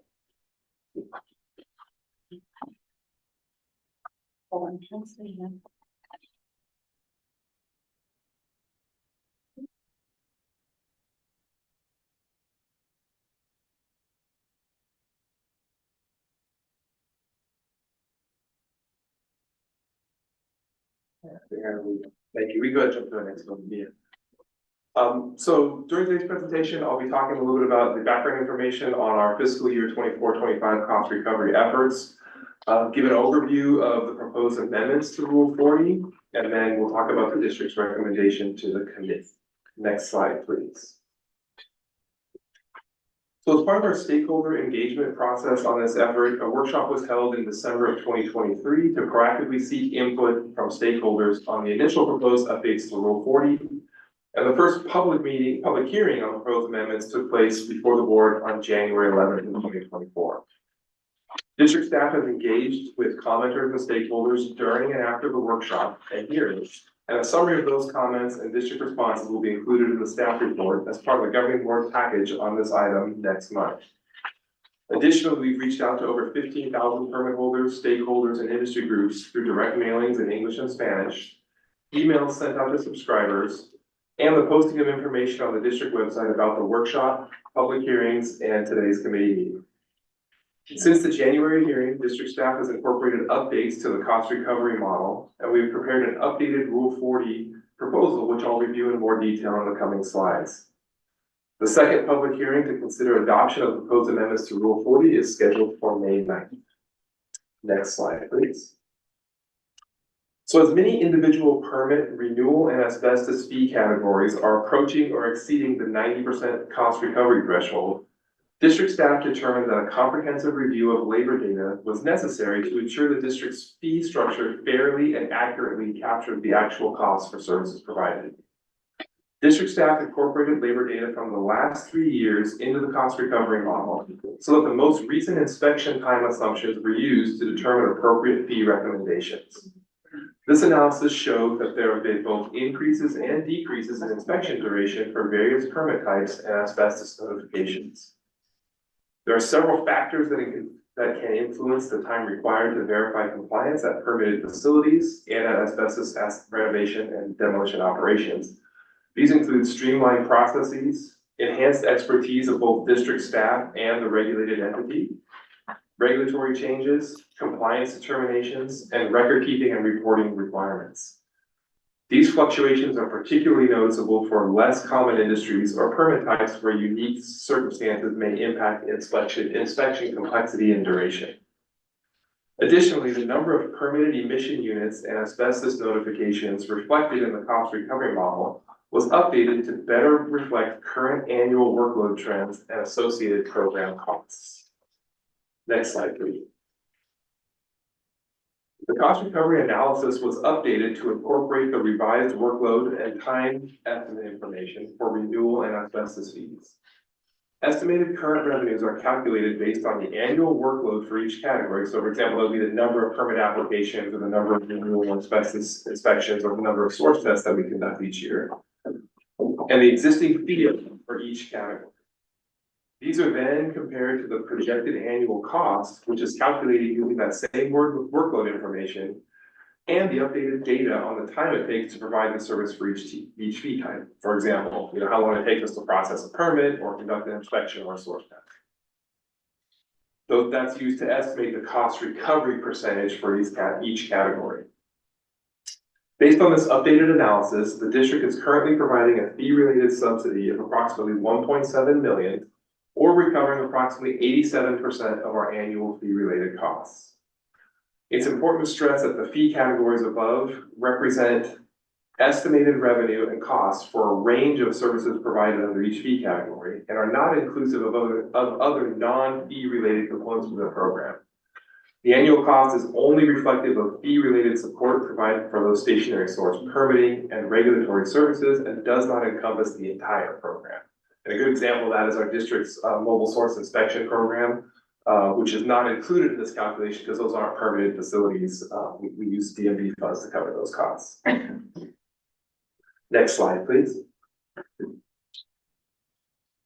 So as a result of our updated analysis, the proposed amendments to Rule 40 have been updated since initially presented to the governing board on January 11th, 2024 to better reflect current trends associated with these services. Adjustments were made to several proposed renewal and asbestos fees to account for the updated time assumptions. Proposed fees for permit types with reduced inspection times are being decreased, and proposed fees for permit types with increased inspection times are being adjusted upward by a maximum of 15% or 10% for asbestos fees. The revised proposal also includes consolidation or elimination of outdated initial application and renewal fees, as well as various asbestos fees to allow for a more streamlined fee schedule and conversion of additional fixed initial application fees to time and material to account for variation in level of effort more accurately. Proposed cleanups and clarifications and changes to fee categories other than renewal and asbestos remain consistent with the proposal we presented in June. These proposed updates and changes are reflected in the revised Rule 40 fee schedules that are posted on the district's website as part of this. Next slide, please. Although the increase in total revenue is limited due to small decreases in projected revenue in the renewal and asbestos fee categories, the district's total fee-related revenue is projected to increase to approximately $11.4 million annually under this revised proposal, which is in line with the revenue projection under the initial proposal we presented in January. The projected revenue increase continues the trend of reducing annual fee-for-service related estimated revenue deficits from as high as $4 million in 2021 to approximately $1.3 million with these updates. Next slide, please. When the district first started this process in 2021, the overall fee-for-service cost recovery for stationary source permitting and regulatory activities was calculated at approximately 66%. Since then, the board's actions on it have increased the district's estimated overall fee-for-service cost recovery percentage for stationary source programs each year. This is the district's fourth year of conducting the analysis and update, and these proposed fiscal year 24-25 updates are projected to increase that overall cost recovery percentage to approximately 90%. The original study had estimated that it would take the district more than 5 years to get to maximum cost recovery, barring any significant operational or major cost changes. The district remains on track towards maximum cost recovery for services provided in the coming years and will continue to review annual revenue and cost fluctuations as part of each year's cost study to ensure that appropriate fee adjustments and program efficiencies are implemented to reach and maintain a level where fee-related stationary source program expenses can be fully recovered. The cost recovery progress the district has made has also resulted in increased revenue. With each round of analysis, we use the information to try to project what we think our revenue will be. And we've looked back at actual revenues from the cost recovery categories and compared that to what the study projected since it began in 21-22. Our actual stationary source fee revenues have increased by nearly $2 million in the first 2 full years of this effort as we've increased our fees, and that's tracking closely with the projections from the first couple rounds of cost recovery study. Next slide, please. So in conclusion, our recommendation for the committee today is to consider the proposed amendments to Rule 40 and recommend approval by the governing board. If approved by the governing board in May, amendments to the district fees would become effective on July 1, 2024. And these recommended actions will help to fund the district's commitments to advancing policies, programs, and services that achieve our mission to improve air quality and protect public health and the environment, and to support our vision of clean air for all. Thank you, Mike, for the presentation. Are there any members of the board that wish to comment on this? I'm sorry, public members, sorry. Thank you, Chair Medina. We have one member of the public wishing to speak on this item. I would call for Nicholas Paul. You have 3 minutes to address the board. Please use the timer that is on the screen to self-regulate your time. And please begin by stating your name for the record. Nicholas Paul with the Environmental Health Coalition. Really quickly, just wanted to express EHC support for these fee amendment changes. I had a quick question about, so from my understanding, there's, I think you'll mention like a 1.3 million deficit right now. That's estimated deficit. So currently, I mean, I know the next presentation is on the budget, but I guess what funds are being used to kind of meet that deficit? I'd be curious to know where that's from. But again, generally, UC supports this adjustment because we should be at full cost recovery. We should not be subsidizing the applications of industry. And so, yeah, thank you. Any comments? I have a question for Michael. So the deficit of what we, I presume it is what we had before, right? Which was, we had some other funds from other sources that were making it deficit. Is that still the case? What is that? Remind us, what is that source that we make up the deficit for? It's typically our DMV dollars that we use that coming in. So the whole goal here is to shift that deficit, as Mr. Powell pointed out, from the 4 million high that we had in 2021 to 0, right? And so we continue to make progress in that. We've dropped that down to, you know, what, $2.7 million deficit over the course of the next couple of years. So the idea is to get that to 0, but it is DMV. In the past, it's been a combination of DMV funds and fund balance. As we'll talk about in the budget presentation, we've got a little bit different projection for this year going forward, but that's where that revenue is coming. But it was essentially a policy that was set decades ago, maybe, I don't know how far back, that DMV funds that APCD received would reduce the cost of permitting by back. This is correct. The prior board had provided some direction to utilize those funds. And then there was an audit, and the audit said we need to not do that, and recommended that we increase fees, and which essentially frees up the DMV funds for other operations of the state. This is correct. Yes, the 2020 audit, the state audit in 2020 is what made that fight. Great. I just wanted to see that my memory wasn't too bad. You're right on, you're spot on. So that's great. Actually very, my comment would be, you know, when we started this process so many years ago, I thought it would take forever for us to catch up. But amazingly, we're doing pretty good if we're getting close to 90% or so cost recovery. So that means we did well, either that or inflation isn't as bad as we thought it was. So it worked.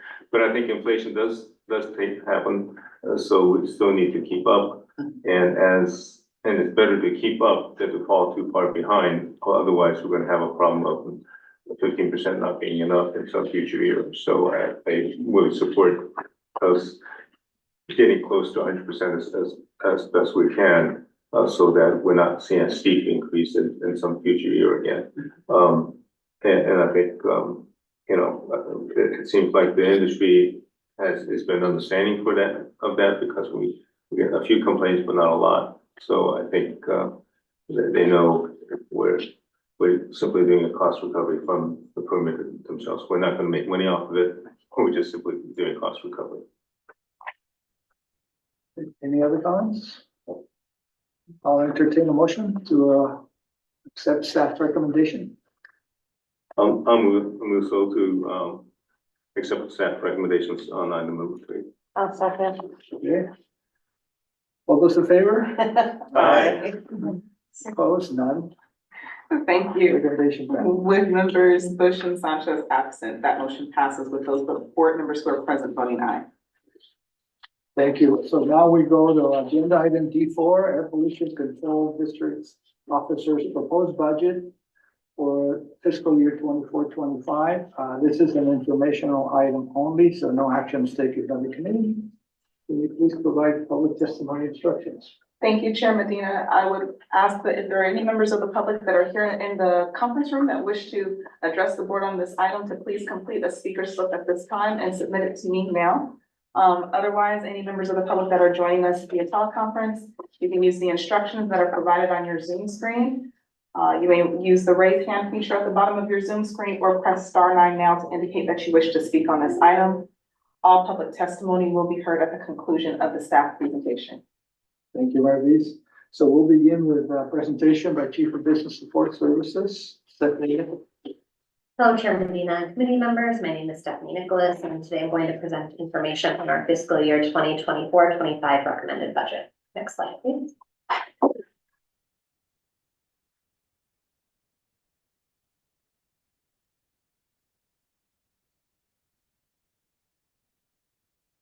Right, technology sometimes is not, this is not as helpful as you think. Okay. Next slide, please.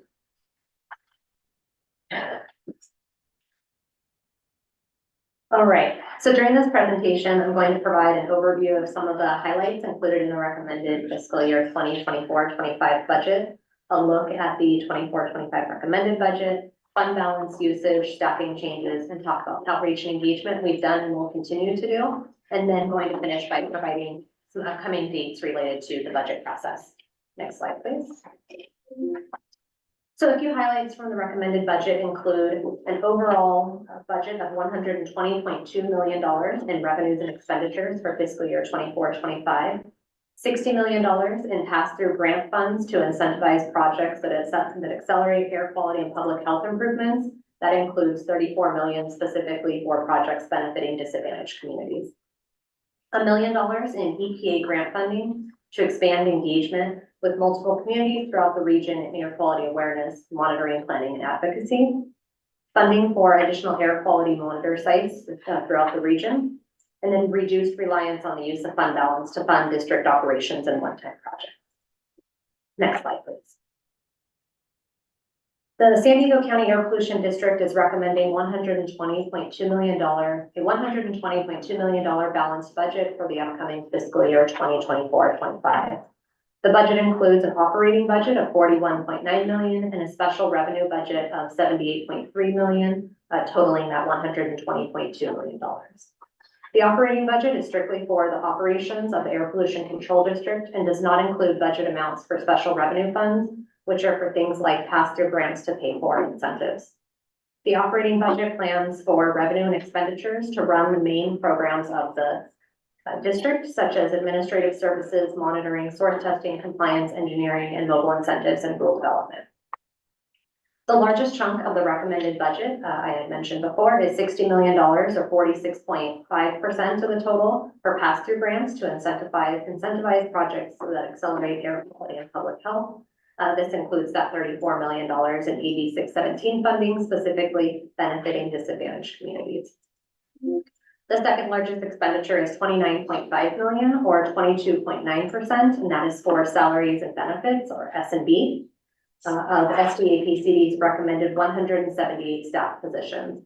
This includes negotiated labor agreement increases, all benefits, including healthcare, retirement, workers' comp, and one new position that we are recommending.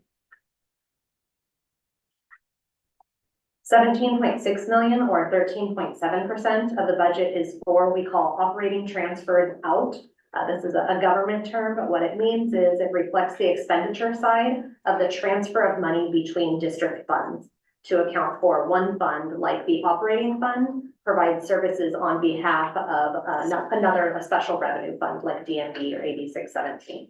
An example of this transfer of funds would be the transfer of funds out of the Air Quality Improvement Trust Fund and into the Operations Fund to recover SDAPCD's costs for motor vehicle related operations and other programs necessary for the attainment or maintenance of state or federal ambient air quality standards.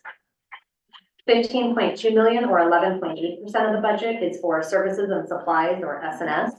This includes costs the district is responsible for outside of salaries and benefits.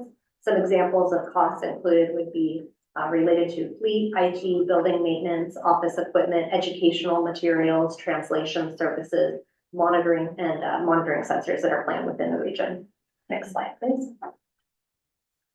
As noted, the recommended budget is balanced, meaning that we are proposing $120.2 million in, as I mentioned in the previous slide, and we are estimating revenues in the same amount.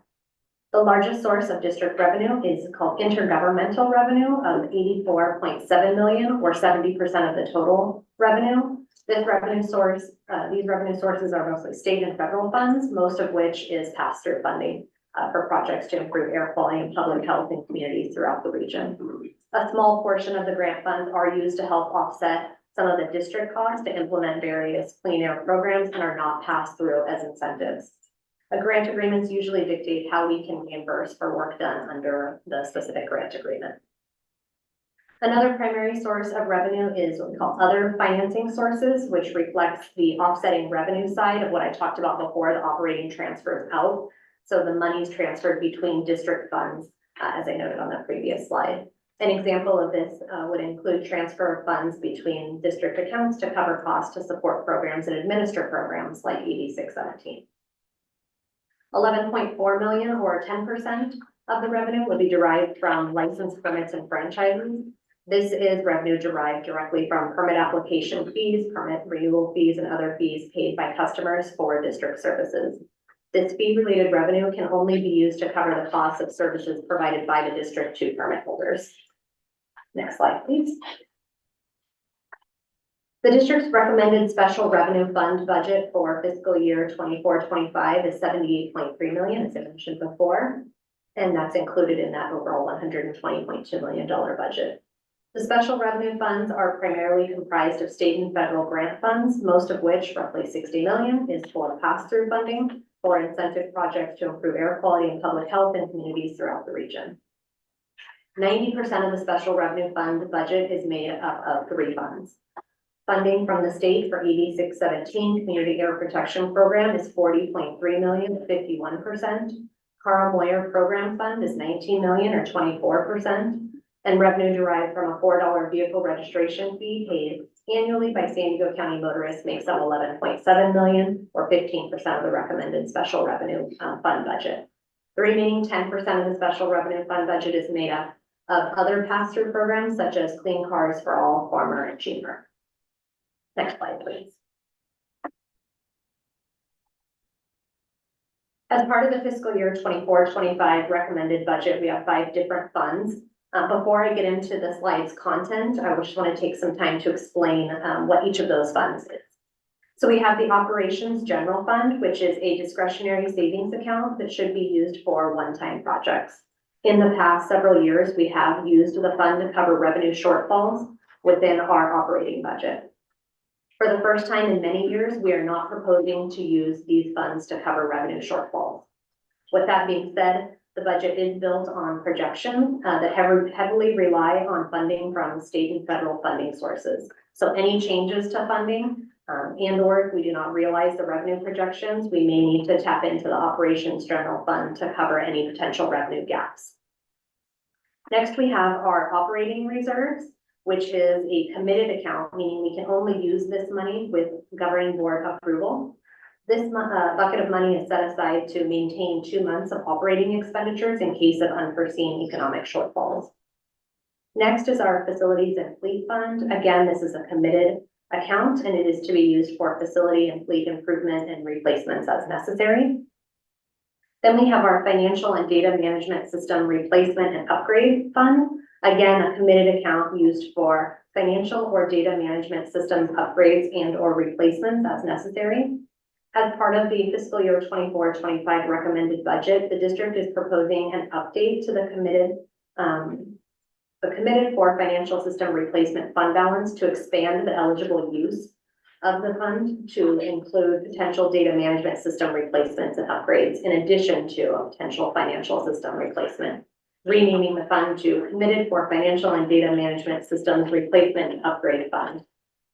And then the last fund is our DMV fund, and this is used to support the district's mobile source related program, such as funding for incentive projects that directly reduce emissions from vehicles and equipment, and for related activities necessary to implement the California Clean Air Act, or for the attainment or maintenance of state or federal ambient air quality standards.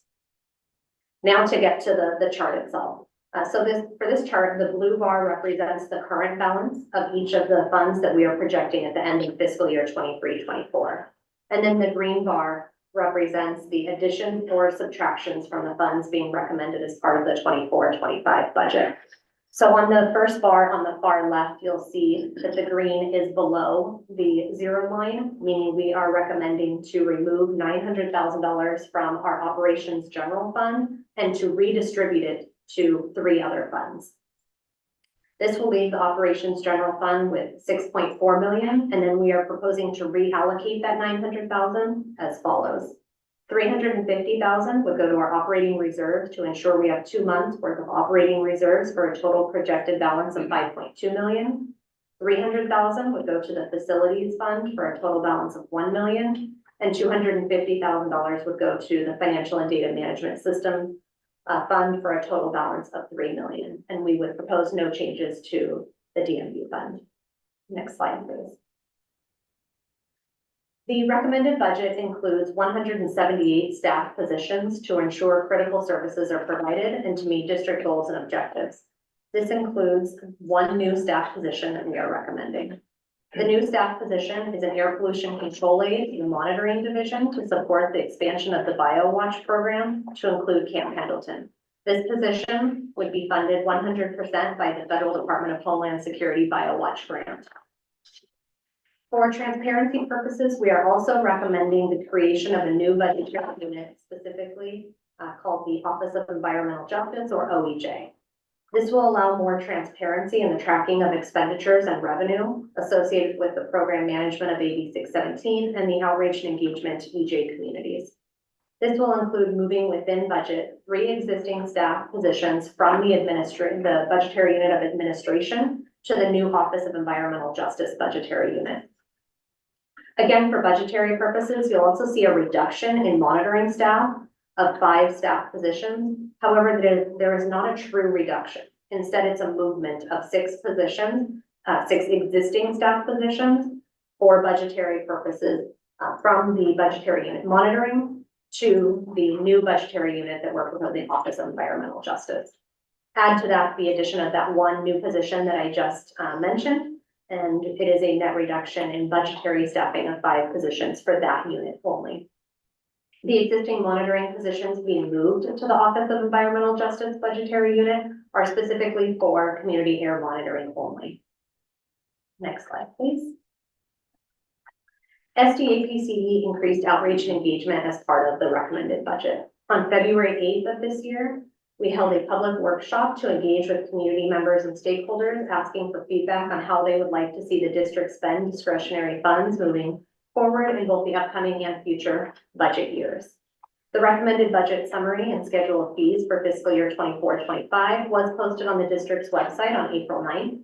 Notice of its availability and opportunity to submit written comments online by email or the public hearing was mailed directly to every air quality permit holder, sent to subscribers of the district's email notification service in English and Spanish, and posted to the district's social media accounts.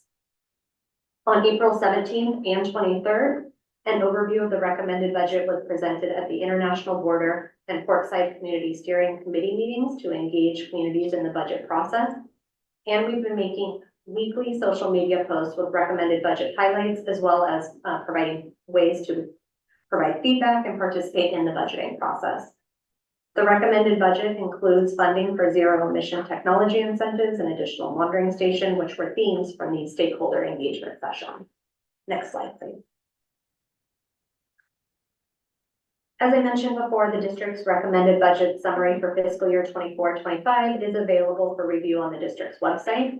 Anyone interested in providing feedback can submit comments by visiting the APCD Governing Board webpage or sending an email to apcdpubliccomment@svapcd.org. Next slide, please. So that is an overview of what we have recommended for the 24-25 budget.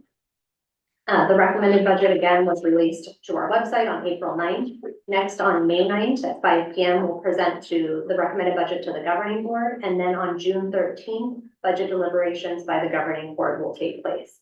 And if anyone would like to provide comments regarding the budget, emails can be sent to the email address on the screen that I mentioned previously. And next slide, please. With that, thank you for your time and I'm available for questions. Thank you very much. Great presentation. Are there any public comment? Thank you, Chairman. We have two members of the public that have requested to speak on this item. I'll call for it now. Nicholas Paul, you have 3 minutes to address the board. Please self-regulate your time by using the timer that is displayed on the screen. You may begin by stating your name for the record. Nicholas Paul with the Environmental Health Coalition. Thank you for the presentation on the budget. It was really helpful. Like my personal understanding and the understanding of a lot of CSE members at the Portside Steering Committee earlier this week. And so I wanted to make a quick comment and share with some of the governing board members some of the feedback that I heard during the session a couple days ago. Community members continue to be very interested in the regional transition to cleaner electric technologies and see the AB 617 and other incentive funds as critical to achieving the goals we set out in our Portside CERP. As a reminder, the CERP called for an 80% reduction from 2018 DPM diesel particulate matter levels at all Portside locations by 2031. And we see transitioning dirty diesel, heavy duty, and medium duty trucks as critical to obtaining these goals. And we're excited to see that in this budget, there will be $60 million in incentive funds, and 36 million of those funds are to be specifically used in communities like ours. Secondly, residents are interested in finding sustainable funding sources for the Office of Environmental Justice. We were really excited last year when there was funding in the budget to bring on a new air quality specialist to the Office of Environmental Justice team. And we're excited to hear about the $1 million EPA grant that APCD received last year, which will help sustain some of the work of the of the Office of Environmental Justice. But again, these one-off grants are temporary solutions, and EHC looks forward to working with APCD to find ways to secure sustainable funding for the Office of Environmental Justice, especially as its scope and footprint throughout San Diego County continues to grow. As members of the governing board, we want to encourage this body to seek legislative opportunities to seek that sustainable funding for the Office of Environmental Justice. And so I remember last year, APCD, the policy and planning group was considering supporting, I think it was a DMV, a registration fee increase. And so I don't know if that builds up again for this session, but if there's an opportunity to find legislation like that, and we can find a way of guaranteeing that a proportion of that funding gets directed to sustainably fund the Office of Environmental Justice, EDC would be very supportive of that. And so, again, just encouraging you all to seek out those policy opportunities to find ways to make sure that the office is funded. Thank you. Thank you. Thank you. Our next speaker is Cesar Javier. You will have 3 minutes to address the board. Please self-regulate your time by using the timer that is on the screen. I'm learning fast. I support the budget. And we need more budget. We need more money. We have to dig up. And I'm picking up. I read those exemptions, those air polluting economic activities. We should give more focus on this because we can derive more money from them. Let's not exempt them. Please, and let's force this now with the cutting edge, the easy questions, the phasing approach. Come to our community. We give you money. If I want you to, I'll give it all to this district. That's the spirit.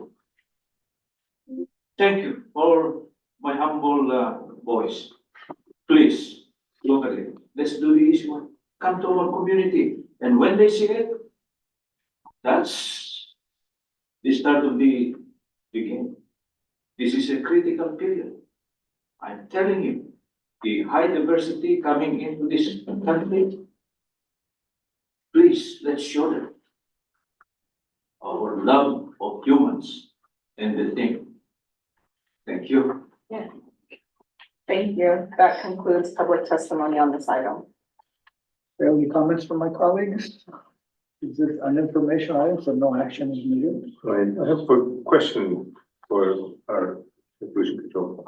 So we had some sessions with regards to the strategic plan for APCD and a number of priorities were coming out. So I'm hoping that as those priorities were given, we had a lot of priorities like in the education field as well as environmental justice in the working communities, but particularly in terms of better branding of APCD and information out. So I'm hoping that as our budget hopefully it continues to be not in stress, that we have our ability to keep our reserves up and all those other things that we look at increasing positions for that. So that would include, I mean, well, you know what my interests are with regards to how we get more the image of APCD out there, so that we have our community realizing what APCD does and our successes and what our needs are. So I think that's one. The other is I mentioned it earlier. Review process for secret projects that are out there so that we properly staff that. And I think that would be important as we go forward. And there are big secret documents like the regional plan that's coming out that unfortunately is still stuck on a 19% BNP reduction by 2035 as opposed to the spoken plan of 25% by 2030 BNP reduction. That's where I think we need to have a play in having a voice of another government agency providing that information, so we don't rely just on CARB to comment on that or to enforce that's SB 375 with regards to 19%. So that's probably a foreign language to many people, but I think with a good CEQA review staff, we'll be able to dive into that. Because right now, unfortunately, there aren't very many Caltrans is certainly not volunteering a greater BNP reduction, but we should be asking for that since these are state laws that generated those new targets. And so to me, that's important for APCD to play a role in that. Particularly as the regional plan is coming forward, the 2025 regional plan is being drawn up now with no target other than the 19%. And right now, I don't know if there'll be or even an alternative to reach the new goals by law. They have to within CEQA. So I think that would be great. But given APCD's staff level, I know it would be great if you could do it now, but I could see that there's some limitations to do that. But certainly for working with the communities and EJ, that'd be great. And I think other comments, public comments are quite, we need to find additional sources for this. And it's great if the source of the funding was from the polluters, which will help reduce pollution as we go forward. So I think those are my only comments with the budget. I think the budget presentation is great. So thank you for getting us through that quickly and in a way that we can understand it. I want to thank staff because they've done a terrific job bringing the budget together and presenting at both of the CSCs. As was mentioned, we're trying to do a much more robust public outreach. Each year, we're trying to improve on that. So wanted to thank staff for that. And if I could just respond to your comments quickly. We're not, proposing additional staff right now. As you can see, what we're trying to do, I think is really reduce that reliance on fund balance for ongoing operations. I feel really strongly about that this year, especially given the state budget uncertainties, and then given that we may be looking at we've got the election coming up in November. And so we've seen a lot of federal funding coming our way, additional funding as a result of IRA and the bipartisan infrastructure law, mainly anyway through IRA funding, but we don't know what the future of that looks like. And so for that reason, we're proposing to just bring on this one additional position that we know is funded. That said, I do think there's other funding opportunities out there that we can look at, as was mentioned by the commenter. We have put in the legislative program each year support for additional DMV funding in the legislative program. There was a bill that was running last year. It did not make it through, and it was not brought back during this current session, but we're hoping to bring it back in the session that's coming up. And so we'll be coming back to the committee in either the July or August meeting to talk about that, because the CAPCOA legislative brainstorming session occurs in September. So we'll be coming back here before that to talk about that potential, but that could be a funding source if that were to come through the legislature. That would be important for us. So I absolutely agree. If we can add more staff in the priority areas that you mentioned, I think we will be completely supportive of that. It's just as we go through that strategic planning process, and staff is now taken those priorities that have been identified, and they're going to be drilling down as to what that looks like in terms of objectives and actions.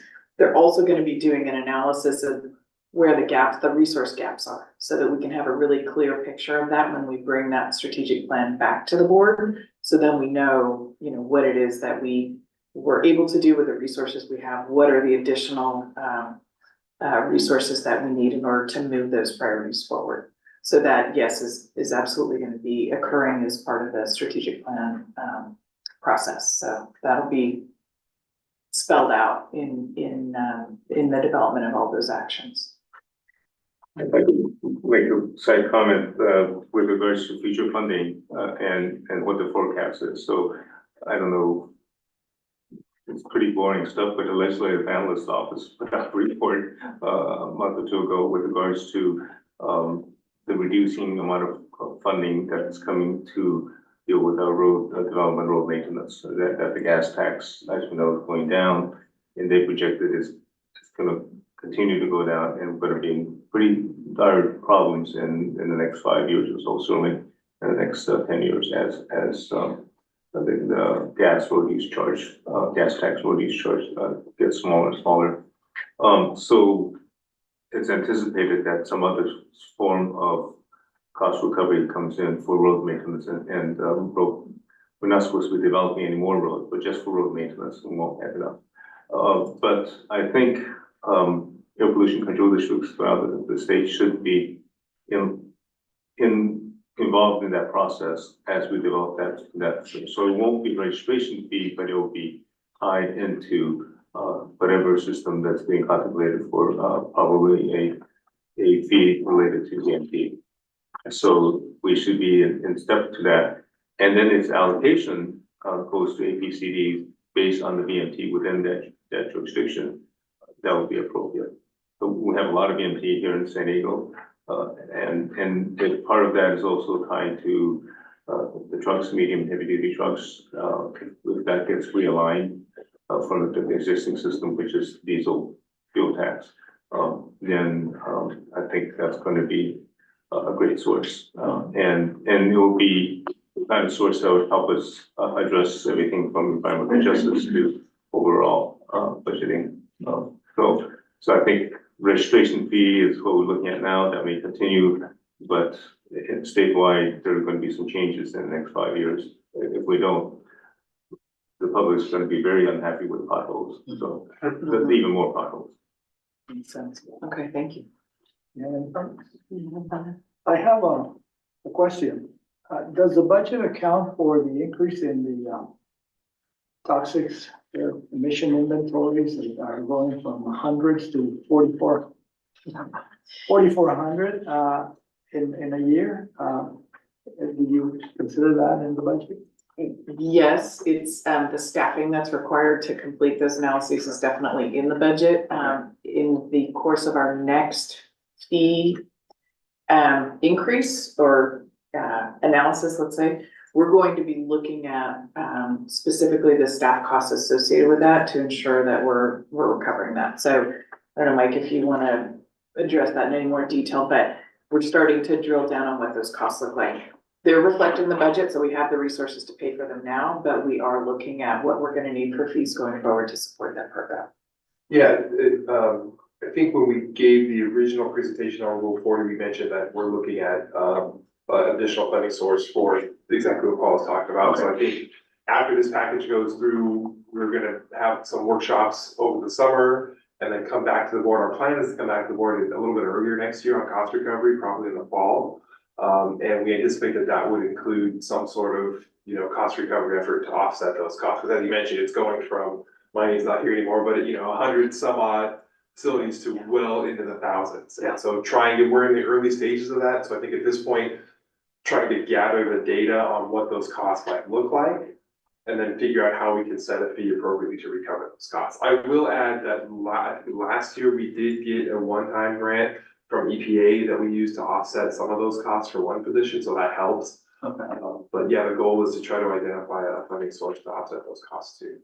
And one other thing to add there is the staff on that team did develop an online reporting system that's made our work on that a lot more efficient. Oh, great. So those costs are not, one-to-one, in terms of going from 100 to 4,000. Folks used to bring their emission inventory estimates on napkins or, literally, not kidding, on pieces of paper, and our staff had to process that. Now it's all entered online by the sources themselves, so it's a lot more efficient of a system. So yes, it's a lot more work, but not to the same amount that it would have been had they not implemented that system. Thank you. I do have another question. You mentioned the staff changes going from various areas, monitoring mostly to the Environmental Justice Office. Did that actually involve personnel changes? No. Yeah, just from a budget perspective, to try to reflect the costs associated with, community-specific monitoring in those EJ areas. Okay. But yeah, there's no structural changes. Great. So nobody got laid off? No. Okay. No, it's the same people doing the same work, just wanted to reflect that it's solely dedicated to that 8617. Great, thank you. Well, I think the last item on the agenda is general committee comment. It's something that I added to talking with Paula. And mostly it was we get comments from the public, but we never respond to them. And so I wanted to have a space for us to, if we hear things from the public, to bring them out here and maybe put them on a future agenda item or ask, staff to respond in some way so that we know what the follow-up. I know that you respond to them, but we don't, it's closing the loop is one intention of the general comment, and it's just for us to talk about things. So, I have a couple, but I will, if any of you have any comments on anything, we can bring them up now. I guess they're not comments to public comments, but just some other, well, actually I have a question. The American Lung Association came up with some grades, just Yeah, the I new know. cycle. I'm just wondering if anyone knows what kind of the grade San Diego County got. We got Fs across the board. Yes, I saw it. Yes. So we're consistent, but Right. we're not in the top, the worst 20, right? No. I looked at the list of the worst 20 in the country, and we're not in that group yet. And we are, status, I think, improved on ozone. Is that We right? did, I A can't little remember bit, specifics, but we did improve from slightly. slightly from, our station moved a little bit, which is progress. But So that, I mean, like a F minus to F regular F or something like We, that. we got the same F. But just we aren't as, we're further from we're the, lower on the ranking. we're less worse. Okay. No, not to make light of it. The American Lung Association uses a different grading scale, so even, some regions that would potentially be in attainment of federal standards can show up as I think a C minus or something, just the way that they present that information. So we know we've got a long way to go. Right, American Lung Association uses people as their measurement tool, I think. Yes, and the way that the federal standards are calculated, they allow for a certain number of, they take the fourth highest day and they count from there. In any event, we've reviewed it, we, have looked at the data, and yes, we know we have a lot of work to do on both, ozone and PM 2.5. Okay, great. And then I just have kind of announcement with regards to something that's happening at Sandag. Not so much next month, but in June, so you have plenty of notice. On the 21st of June, I tapped into staff here at APCD and one of our board members to help provide a presentation on the 21st. There'll be a joint committee presentation of addressing health impacts from the transportation sector. So both our EJ expert will be here, and our board member Dr. Robert Garcia will be serving on a panel together with another expert and kind of drill down on the effects of air pollution in communities, impact to communities, particularly as it applies to transportation. And the objective is to try to address that in as we go forward with the 2025 regional plan, and in some way make that plan better in terms of reducing impacts from the transportation sector. But that's like just the information item. Thank you. Well, I have an announcement, then I have a question.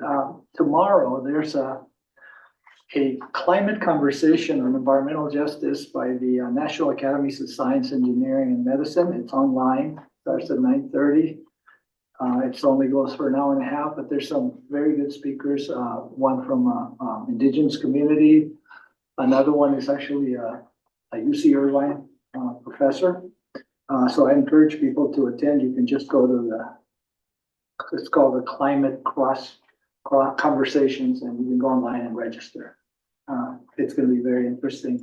But we do get comments from the public. I know the Javier's have been here just about every meeting, and I was just curious if there's something that that we are able to do about it. And so I wanted to know if maybe Domingo had any comments on that. Sure, we can address that city center council's comfortable, or we can put it on a future meeting. You could give a summary. Okay. My apologies, would you repeat the request? I'm mentioning that the Javier. Oh, have yes. been here several times. Yeah, so we, as part of our government to government grant, are partnering with a number of community-based organizations, one of which is in the community that I believe Mr. Javier resides in, and so we would like to invite him to participate in the program. And the program includes outreach for the community, education and air quality, and also participation in our next phase of the PAIR program, which includes receiving indoor air quality monitoring devices and filtration devices. So it will be something we could explore if you'd be interested in. And you'll be talking to. I will be connecting with them. Great. Yes. Well, thank you very much. That's all I have, so we can adjourn the meeting. Yeah. All right, thank you guys. Thank you. Have a gavel. Yeah. Meeting is adjourned.